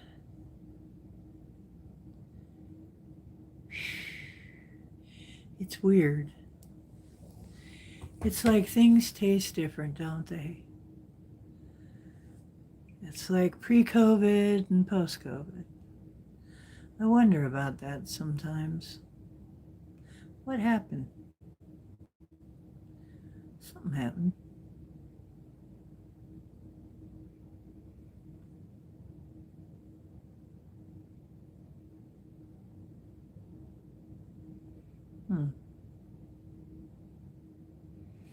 Well, anyway. I don't want to go.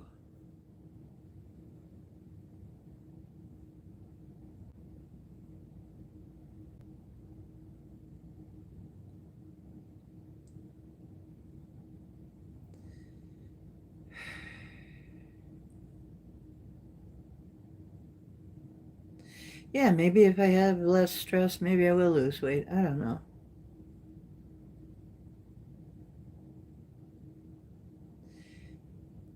Well, that's interesting.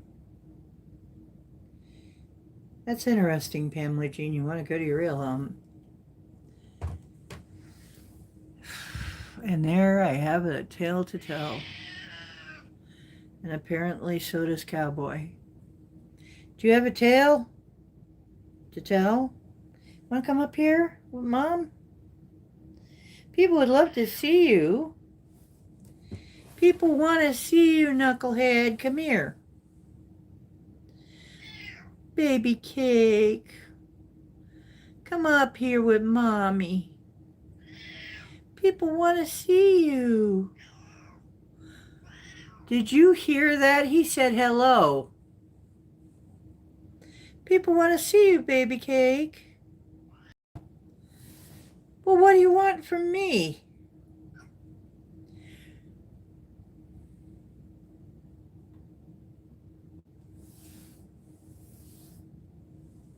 Does anybody speak Kaddish? Sometimes he does that. He comes up and he has these little heart-to-heart talks with me. And then he walks away.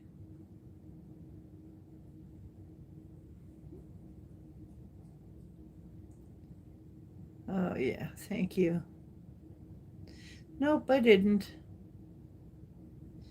Yeah, Cowboy, he just walked away. He just meowed at me a little bit and walked away. He does that. He has a conversation like he's trying to talk to me, and I'm too dumb to hear it or something. Oh, there is an app like that, but of course you can't be sure it's really real.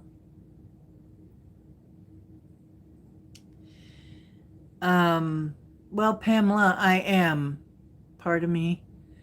I told you I could buy Locate. I told you that I can be in more than one place at a time.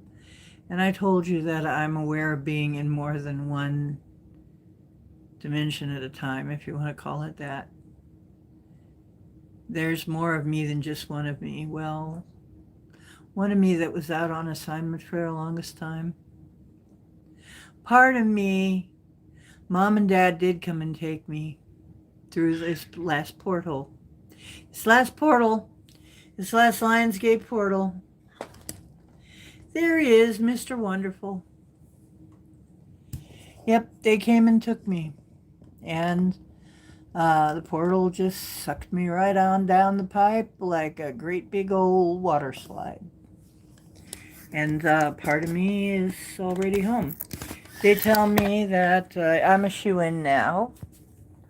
I don't have to worry. I'm already there.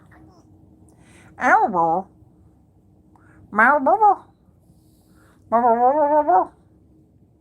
Is it you that got stuff all over my tablet? It was you, isn't it? Did you drool all over it? Did you drool all over my tablet? Or something? I hope it was nothing but drool. You didn't pee on it, did you? Let me see if I can get this. Get you in frame, little knucklehead. There you are. There he is. Mr. Cowcat. Send me some purrs. I need a fella with soft silky fur. With big green eyes and a cute little nose. I wanna play with those little bean-shaped kitty cat toes. That's Mr. Purrcake right there. Mr. Wonderful, there he is.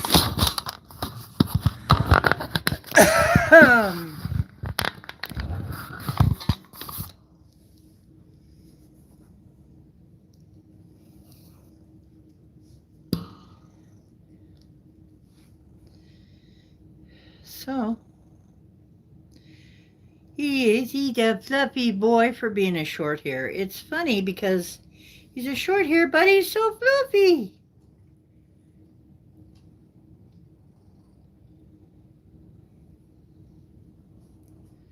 What?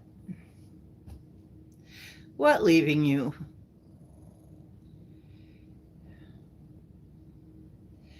So yeah, mom and dad came and got me and took me home, took me away. On up the pipe, I got to see the inside of the wormhole and everything. It's funny because sounded like when I was over at John's, it sounded like maybe something similar happened to Angel Wingies. Maybe the dragons are taking their kids home.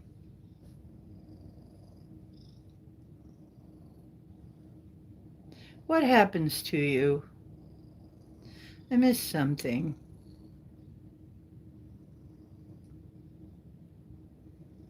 Yeah, he's a baby. He's my baby.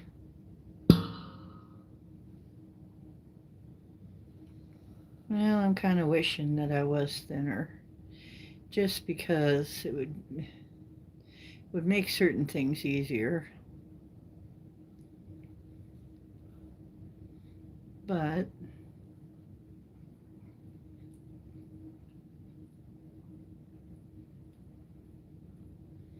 and I'm trying, but it seems like I've hit another plateau, but we'll see. They come through the walls. What comes through the walls? Okay.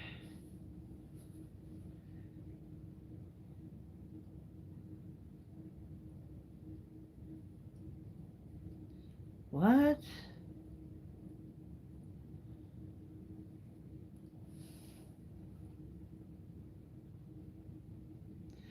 Thank you, Savage Fox.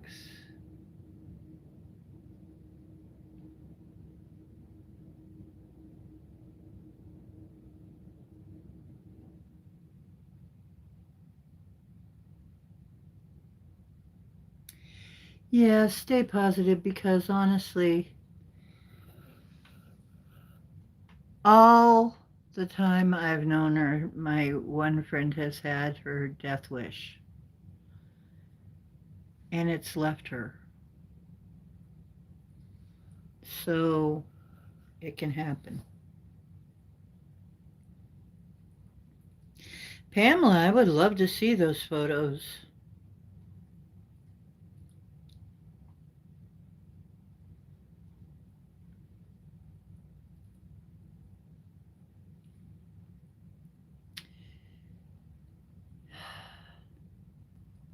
We can get rid of them. If it's something is bothering you, you know. I'm one of those people.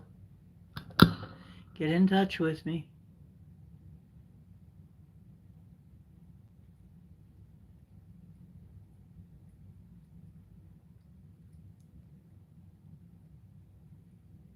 Yeah, thank you, Savage Fox.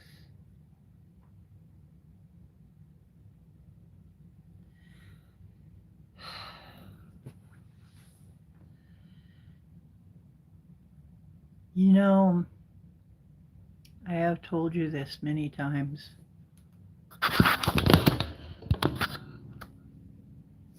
Please listen.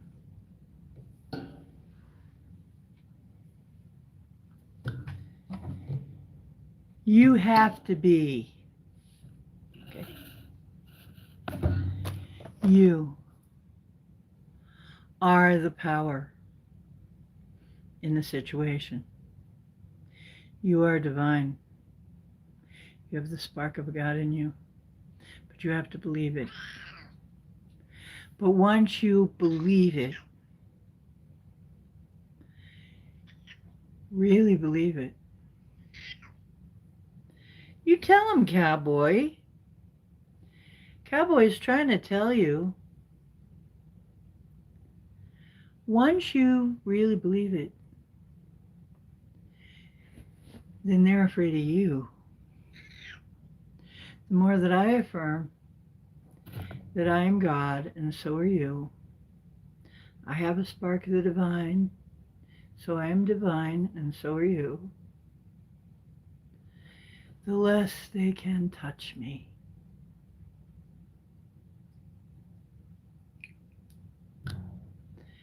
And these days, I don't get anything like that at all.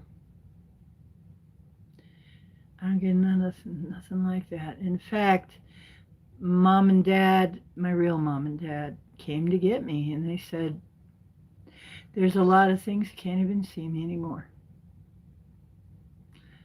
My frequency is out of their range now, and I won't have to worry about that shit again. Othello said, Othello's my real dad, I guess. He says, if you ever get afraid, you just come here and sit with me, and nothing will be able to get you, do anything to you. Now you've got to, I said, do I have to bubble up, put on armor, do anything like that? He said, no. Now you have Othello protection. You have Othello armor. Don't worry about anything. Nothing can get to you anymore. I cried when this happened, and I told you this. I told this on another show. I told this story. But I did. I cried. It was so touching to me that they came and got me. My parents, my real parents got me.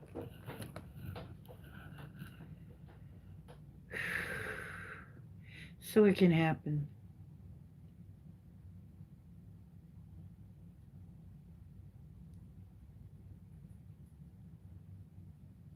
Yeah.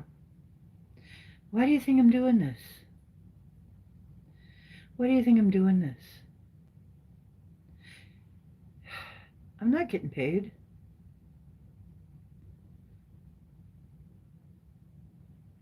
Yeah, they're losing their power. They lost hold of my friend. She no longer wants to die. They're losing power, folks. Be annoyance. Be an annoyance. Be a real big annoyance. Be happy anyway. Do things that make you happy anyway. Become happy anyway. For me, it really helped to have some mushrooms sometimes because they made me not care so much. It made it not seem very serious at all. Mushrooms are great that way. I can really recommend them. In my case, it did the best thing. It was like, well, that's not really that serious. It's not as serious as you're making it. Myceliums really want to help us, you know.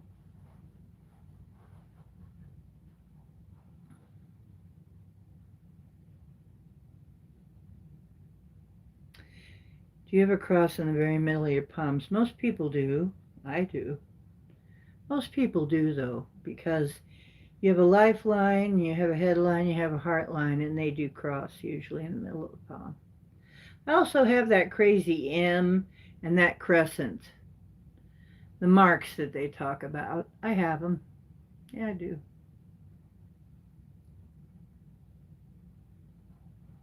I'm not even sure what they mean, but supposedly you're chosen if you have them.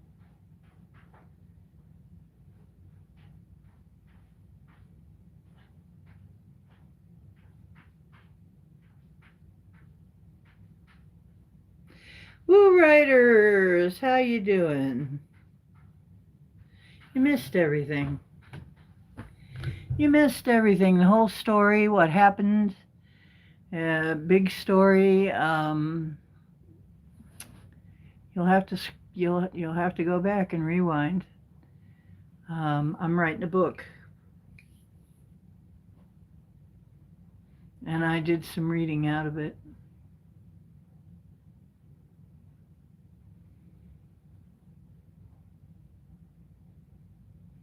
So you missed it.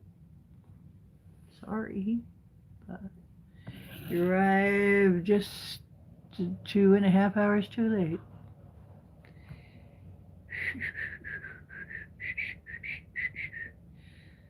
Well, Pamela Jean, if you really do need help with that,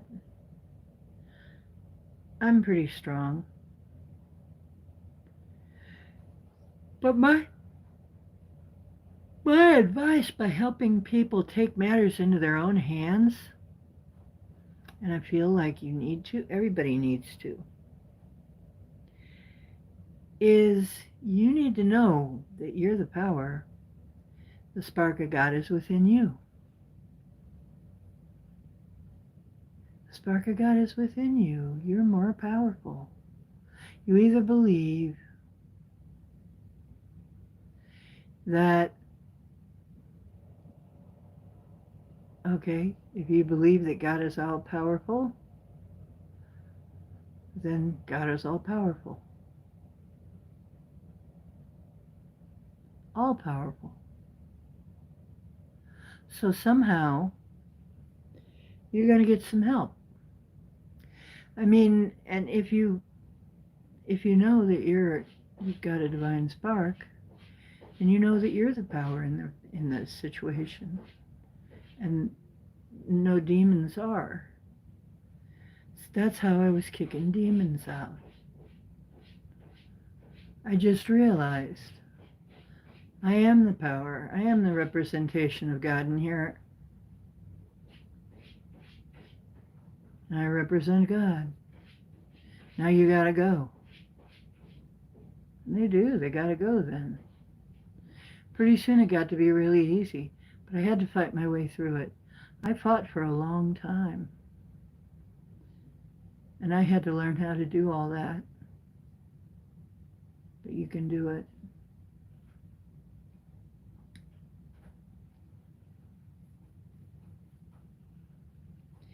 And it's really weird because it's like,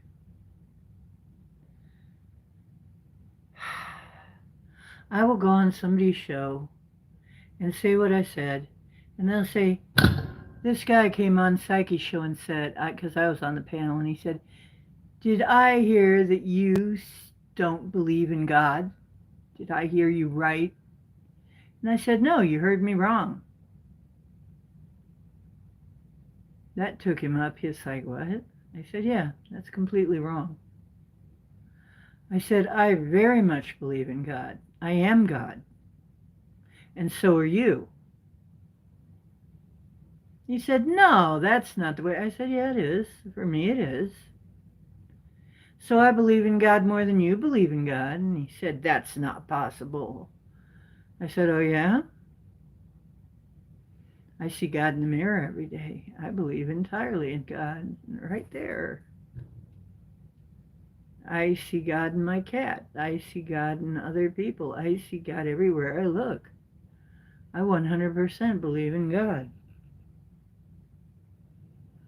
But I just don't believe in God the way that you do. My version of God is not your limited God. Well, then he got mad. Because you know their version of God, people like that, is very limited. Very limited.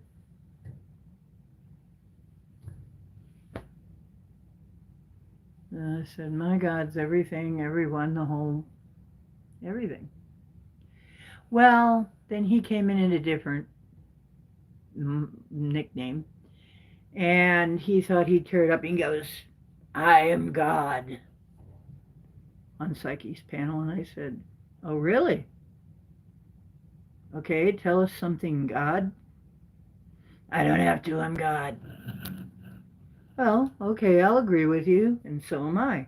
No, only me. It's like, sorry, can't agree. Then he went into a rant, and I'm like, just let him go. I just let him go. He was trying to bait me into some kind of a rant back. And I just said, okay, you done now? Yeah. Okay. Well, I don't agree, and I'm just leaving that with you. Boy, did that piss him off. All that ranting for nothing. I said, I don't have to say anything to you. I just don't agree. I think everybody here that's hearing you knows all about you now. Why should I say a thing? Paul, later on, when I told Paul about the incident, Paul said, oh my God, that's Buddha. Buddha did that. That's Buddha stuff. There's a story about Buddha who did pretty much that exact thing. And I said, wow, I'm channeling Buddha now?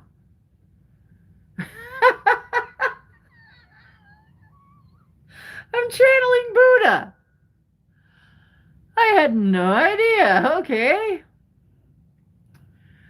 Why the heck not? Okay.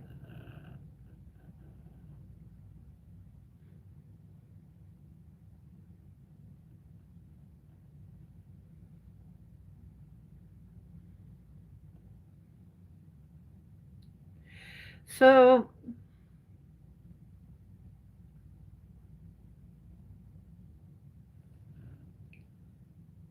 yeah, I really think that this God of the Old Testament was it Demiurge or Enlil, one or the other, because it wasn't Jesus's dad, the one they called Jesus. That wasn't his name, of course. His name would never be Jesus. J wasn't even a letter until in the 16th century. J didn't even exist, so his name could never have been Jesus. Besides, what Jewish family is going to name their kid after Zeus? Never happened. There aren't any records in any other place about a Jesus, but there is about an Isis or an Isha or a Yeshua.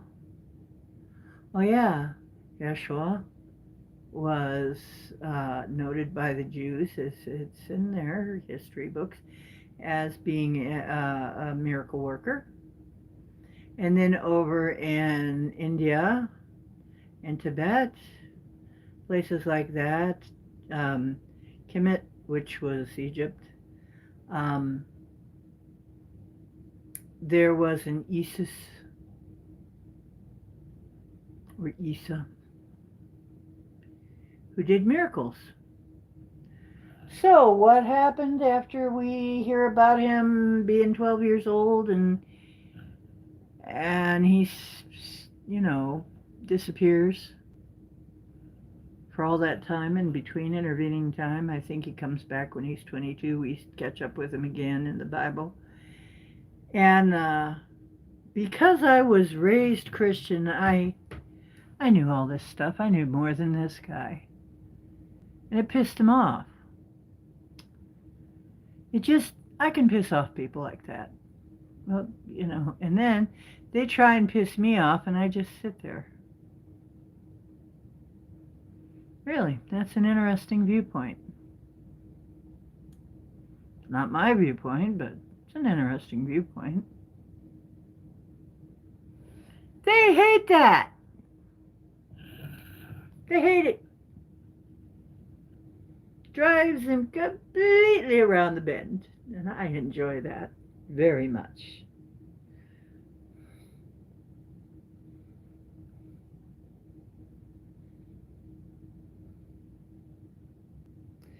Was it 30? I can't remember. It's like there's all these intervening years. Oh, that's right. Yeah, he was gone by 32, by 33. He wasn't even around. I think he was 32 after. Yeah, 2 years, not much, is it? Yeah, I couldn't remember how old he was, but it's like, so he was gone for a long time, in between 12 and 30 years? That's a long time. Hmm. Yeah, now I remember. Yeah, it's like, so, I don't remember things like that, but I remember, like, the stories are, you don't, some of his disciples came to him and they were bragging about how they beat up this guy that didn't believe in him. And Jesus is like, why would you do that? You're not supposed to do that. I don't want you to do that. Don't do that. I, you know, I mean, Jesus, the character of Jesus was so different than the Old Testament God. There is no way that was his Father in heaven. No way. No way. No freaking way. And that always confused me when I was a kid. I'm like, how in the heck does that scan? That is not an all-loving God that wants you to go and make war and kill every man, woman, and child, and even the livestock.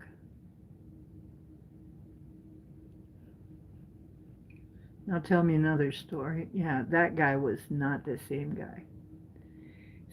But there are people that'd burn you as a witch if you said that. I told you before. In Sunday school, I asked all the wrong questions. They had to have me born again and again and again, because it obviously didn't take.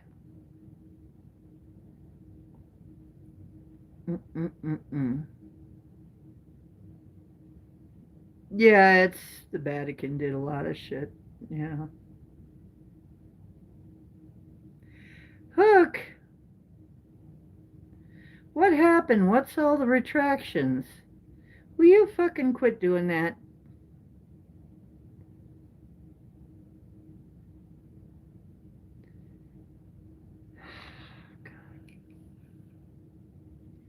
Quit that.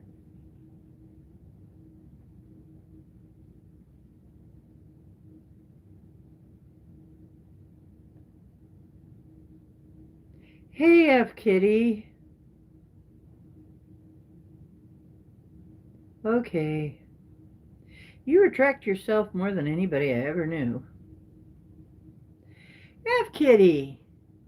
I'm writing a novel and you're in it. Kinda.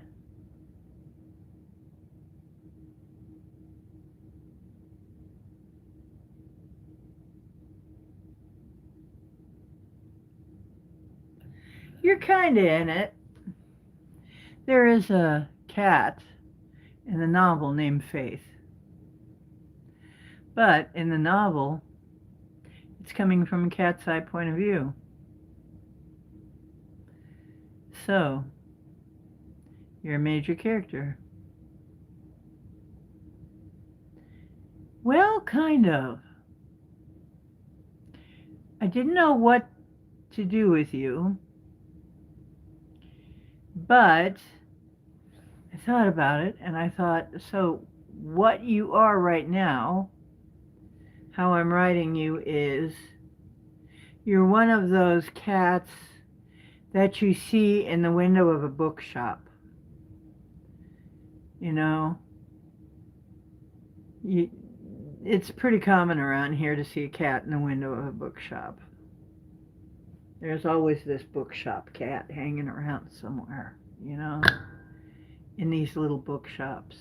And I have you being the proprietor of a bookshop, booking coffee and tea, and books. And you give sage advice.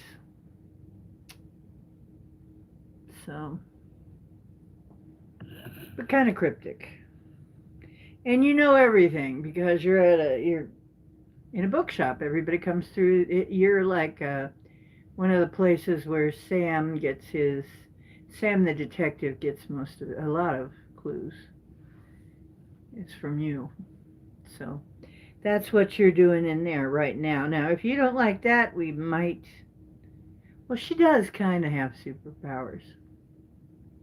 She's very observant. She's ultra observant. And her thing is she's all about being observant.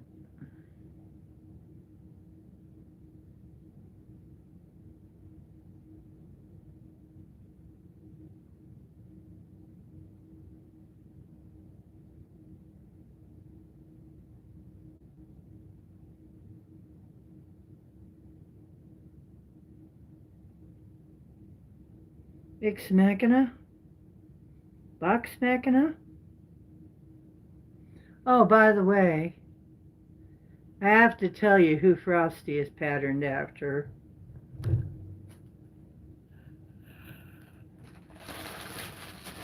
Who's Frosty's alter ego in the real world?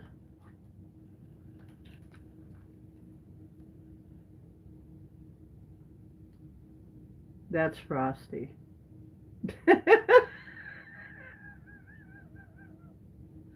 There she is. That's Frosty.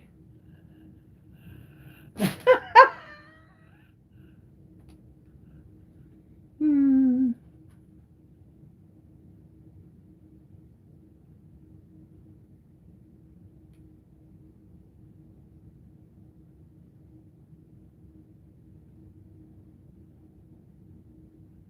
Well, let me see. I might be able to find the part with you in it. Let me see if I can find something with you in it. Um, right off the top here.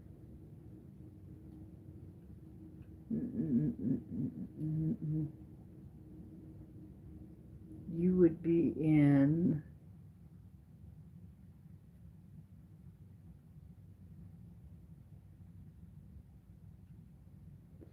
Okay, here you are. Are you ready for another reading, you guys? You're very lucky because this is going to be part of my Patreon page, and you're going to have to pay at some point to get these. But you're going to get my core group here. You're going to get to hear the readings first. So here you go. You ready? You better be ready because I'm reading it. If you miss it, you miss it. You're going to have to scroll back. I padded up to the bookshop window, and there she was. Faith, stretched out on the sun, on a stack of noir novels, as if irony itself had made her a throne.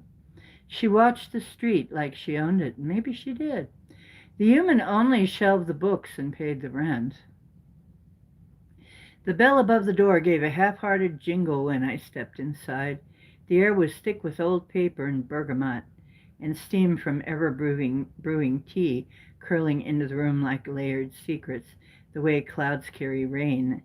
People shoveled past me into dim aisles looking for their escape in borrowed words. Faith stayed poised in the window, her eyes sharp, clear as quartz. When I finally sat across from her, tea in paw, she tilted her head and said, "You always come with a head full of questions." "Am I that predictable?" I asked. "You've come to ask me about Chloe." She always did this. She always caught me off guard, even when I knew better. She laughed softly at the look on my face. "It's not precognition, Sam. It's all over town." That didn't make it any better. Now I knew the whole city was talking. Her whisker twitched like punctuation on her next thought. "The warp will show you what washed in, if you're observant." Kindly but firm, that was Faith, always handing me the thread, but never the whole weave. When I stepped back outside, the quarter pressed close again, the mix of old books lingering on my coat, bergamot still ghosting my whiskers, and that damp salt smell rolling off the sea. The clouds hung heavy, the kind that carried rain, whether you asked for it or not. Somewhere deeper in the streets, a saxophone curled a note into the air, sweet and sad, reminding me the city always had a story before I caught up to it. The wharf was waiting. There you go, Faith. What do you think?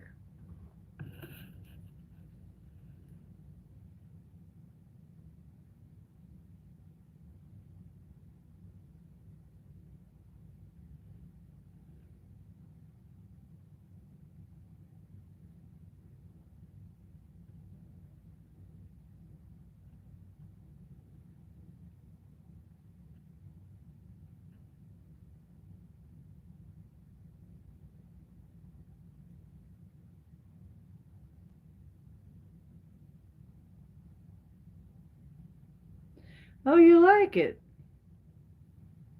Okay. Oh, that's cool.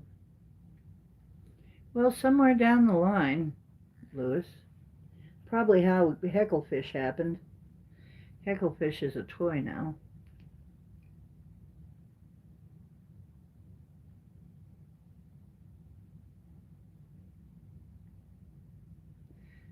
How would a black Persian be cowboy? You know, Lewis, sometimes you're really hard to follow.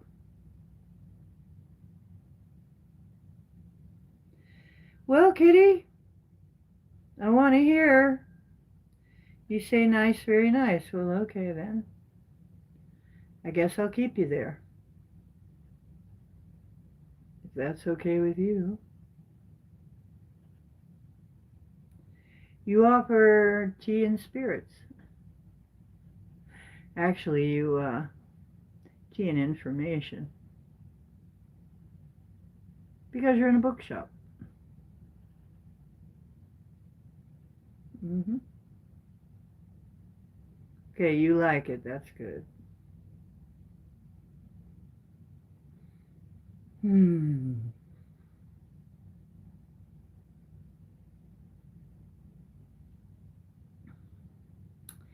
So Scotty left.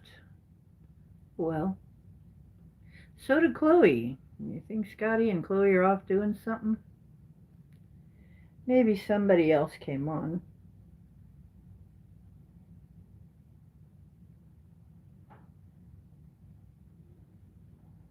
Okay. So,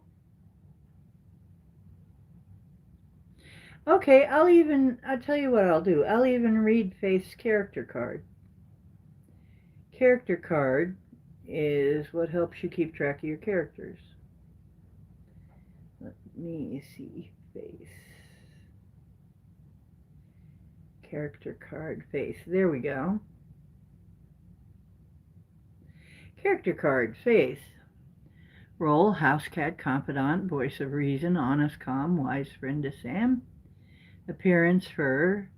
Tabby, soft, well kept, striped fur in warm browns and golds. Eyes clear and steady, warm amber. Comfortable, healthy, not scared or gaunt. A cat who knows safety and care. Presence gentle and reassuring. Her composure calms the storm around her. And she has clear sight. She basically sees things. She's very observant. Personality, honest, speaks plainly, no games or manipulation. Calm, rarely rattled, even when others spiral in chaos. Smart, she knows little of the underworld but understands life, people, and choices. Supportive friend, she listens first, advises second, and never judges. Sam. Grounded, her wisdom comes from stability, not danger. She reminds others of simpler truths. Signature behaviors and quirks. Tilts head thoughtfully before offering advice. Always well groomed, and tail wraps neatly around her paws. Content with sunbeams, warmth, and companionship. Makes profound comparisons using everyday house cat life. Voice, dialogue, and style. Gentle, steady, reassuring tone. Uses simple, practical metaphors. The advice feels timeless, not lofty. The kind of truth Sam can't ignore. Example lines. The shadows won't tell you everything, Sam. Sometimes the light does. Not every door hides a secret. Some just need a push. You don't always have to hunt. Sometimes you can just be. And of course, the way that she gets her info, where Sam goes out looking for his info, she's at the bookshop. Everybody goes there. The info comes to her. She doesn't have to go anywhere. Relationships, trusted friend, one of the few he listens to without sarcasm. She grounds him when the world gets too dark, and for others, she's neutral. She isn't part of the underworld, but others respect her steadiness. Now, in the story, she's a moral compass, uncorrupted, steady, and a reminder of peace and normalcy. Boundaries, things she never does. She never lies or deceives. She never pretends to understand the underworld. She only speaks from ordinary life. She never abandons Sam, even when he doesn't follow her advice. And that is her character card. Now, if you would like me to add something to that, you can let me know.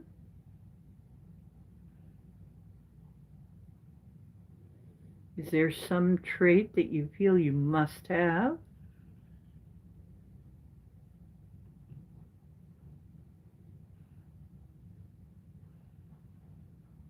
Okay. If you think of anything, let me know. I can add it in, you know. Story's not entirely written yet. You are a recurring character.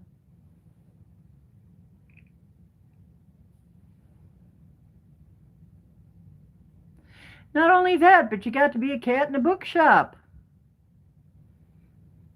How much better can it get?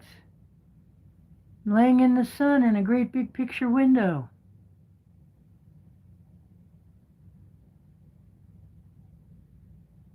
Yeah, where there is a wharf.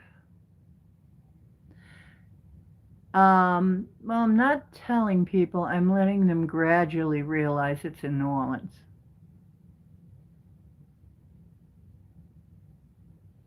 But I'm not saying it outright. I'm just dropping hints. Everything in the book is going to be that way. You're not going to get told things outright. You're just going to get clues.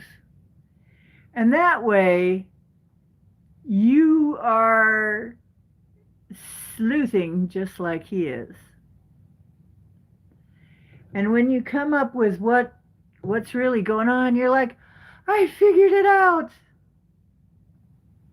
That's the way I'm writing it. I'm writing it so you get to play along too. It's not just Sam who's figuring it out. You're figuring it out along with him.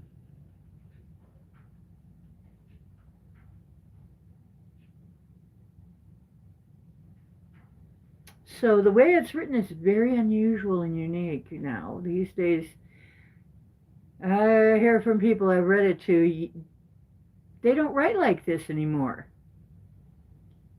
This is very deep, actually, and yet it comes off as being just a detective novel based in Cat World. But there's a lot more to it because it's going to get paranormal.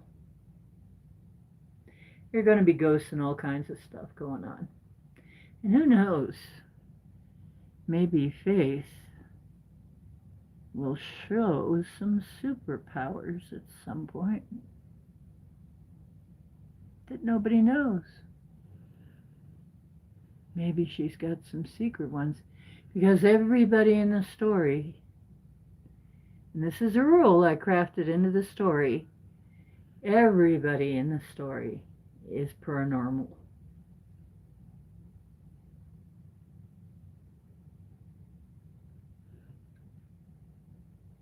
In fact, let me see if I can find the rules.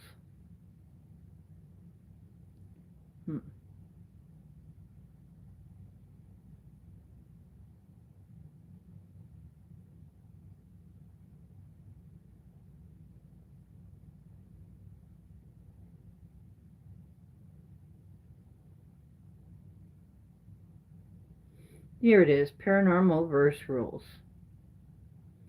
These are the paranormal rules packet. Okay. Rule number 0, and this comes before any of the others. Are you ready? Not going to repeat. The golden rule. We never contract a storyline. We always expand it. Always, always, always. Expansion feeds the mystery, the humor, and the noir. Tightening strangles it, so we never tighten it. We never condense it. Full core rules now. The reader is Sam's shadow. The reader goes along with Sam, finds out what Sam finds out. We never tell him anything more than what Sam finds out. They must add up the clues right there next to Sam. The tone is sacred, noir, spooky, and humor, but never straight horror and never parody. It's a black and white world, shifting with motion. The verse plays like an old film reel. Stark contrasts, shadows alive, spots and shapes shift with movement, just like Sam's markings. And you know, Cowboy has shape-shifting spots. And so does Sam. Because Sam is Cowboy's alter ego. Every case is a case. Sam treats everything, a sound, a smell, a shadow, as a case to be filed. Location is a puzzle. We never outright say where we are. Readers must piece it together from clues. The drip, not the flood. Mysteries reveal themselves slowly, clue by clue, and never in full until earned. Nothing is clear-cut ever, except the crystals. Chloe's stones are the only things clean and sharp. Everything else is shifting, muddy, or half-seen. The 8 feeling. Mr. 8's presence is never known directly. Its stomach turns, puddles, and dread that whisper when he's near, and he is the main villain. Grotesque has humor. The grotesque is played with a touch of dark comedy, laughter that makes the reader cringe. 10. Noir curiosity is the hook. Sam can't resist mysteries, even when they drag him deeper into danger. Tabloid memory. Sam often recognizes truths from half-forgotten headlines, scandal sheets, and whispered gossip. Ghosts as in-jokes. The supernatural is accepted like a running joke. Not shocking, but part of the local color. Every case is paranormal. No exceptions. Every file Sam opens ties back to the uncanny. Uncertainty is a character. Is it physical? A ghost? A cryptid? We never say for sure. Mystery is the point. The supernatural is ordinary. Ghosts, omens, curses, they're treated like weather or hangovers. Strange is every day. Loyalty and betrayal are tangled. Most ties will break under pressure, but a rare few won't. The trick is figuring out which ones hold. The city is magic and it cuts both ways. I made it save that line exactly. The city is magic and it cuts both ways. The quarter is alive, devouring, remembering. It blesses and curses and gives and takes. Objects are never just props. Every trinket, token, or scrap matters clue, omen, or curse. The humor is gallows relief. Jokes crack tension but never break the noir. Humor keeps the darkness from swallowing everything whole. And basically, that is how we are going to handle the whole story with those rules.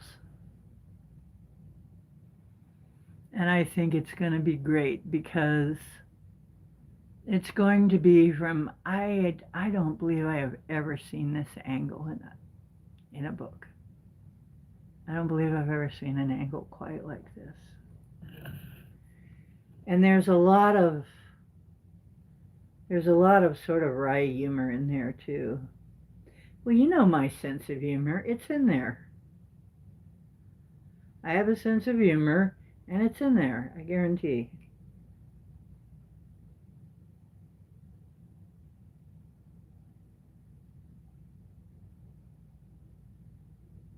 You always wanted to be a cat? No kidding.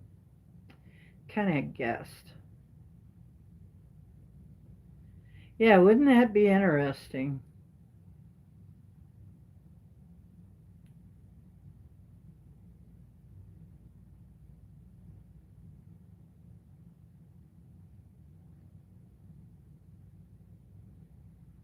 There you go.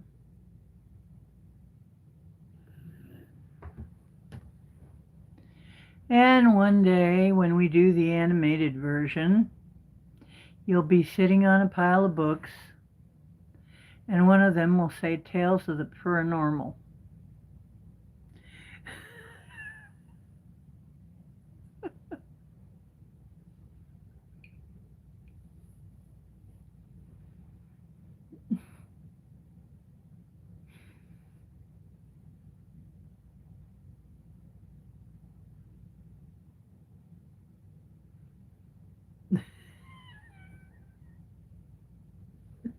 Yes, it is going to be like that.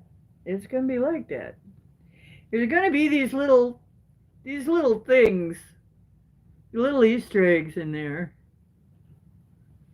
It's like, what? What? Yeah, it's like,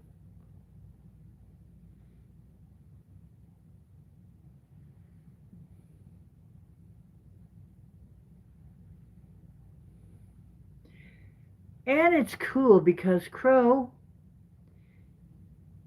when he shows you something, it's going to be real. It's going to be like not just mumbo jumbo. When anybody shows you anything magical, it's not just going to be mumbo jumbo. Like if he scratches out a rune in the dirt, it's going to be a real rune, and he'll give you the meaning because he's teaching Sam runes. He's hoping that Sam decides to learn the runes because he likes runes. He's, you know, very, very much wants Sam because he likes Sam and he wants Sam to learn the runes. So he scratches the runes into the grass and he'll tell you what they mean. And they have some relationship to the story. So it won't be just bullshit. Like when somebody pulls out a selenite stone, it's going to mean what selenite means. It's going to have the real meaning of the stone. When somebody pulls out an Apache tear, it's going to have the meaning of that stone. When somebody pulls out an amethyst, it's going to mean what an amethyst means. So it's going to have another layer there, and it's not going to just be bogus. So that's what it comes down to, folks, is this is not going to be any normal kind of novel at all. This is going to be something you've never seen. And David is helping me write it.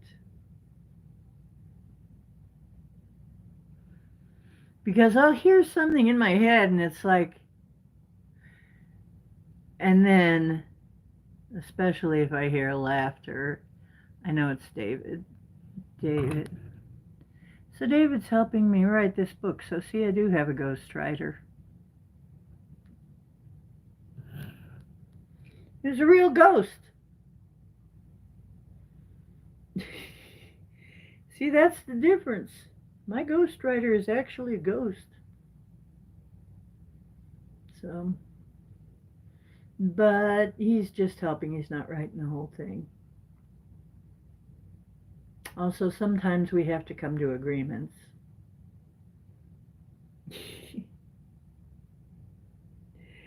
So,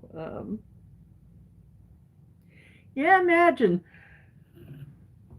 Maybe it ends up at Barnes and Nobles someday, and you can stand there and go, "Oh, that's me! That one right there. That's really supposed to be me." That'll be fun, huh? I think it'd be fun. So that's what I've been up to, and since it's been 3 hours, that's just about it for the Deep Woo for tonight. I hope you're having a good time out there, and please mind your frequency, because better times are coming. Better times are coming. Shift that frequency. And remember, truth is where you find it. And you are divine. There ain't nobody more diviner than you.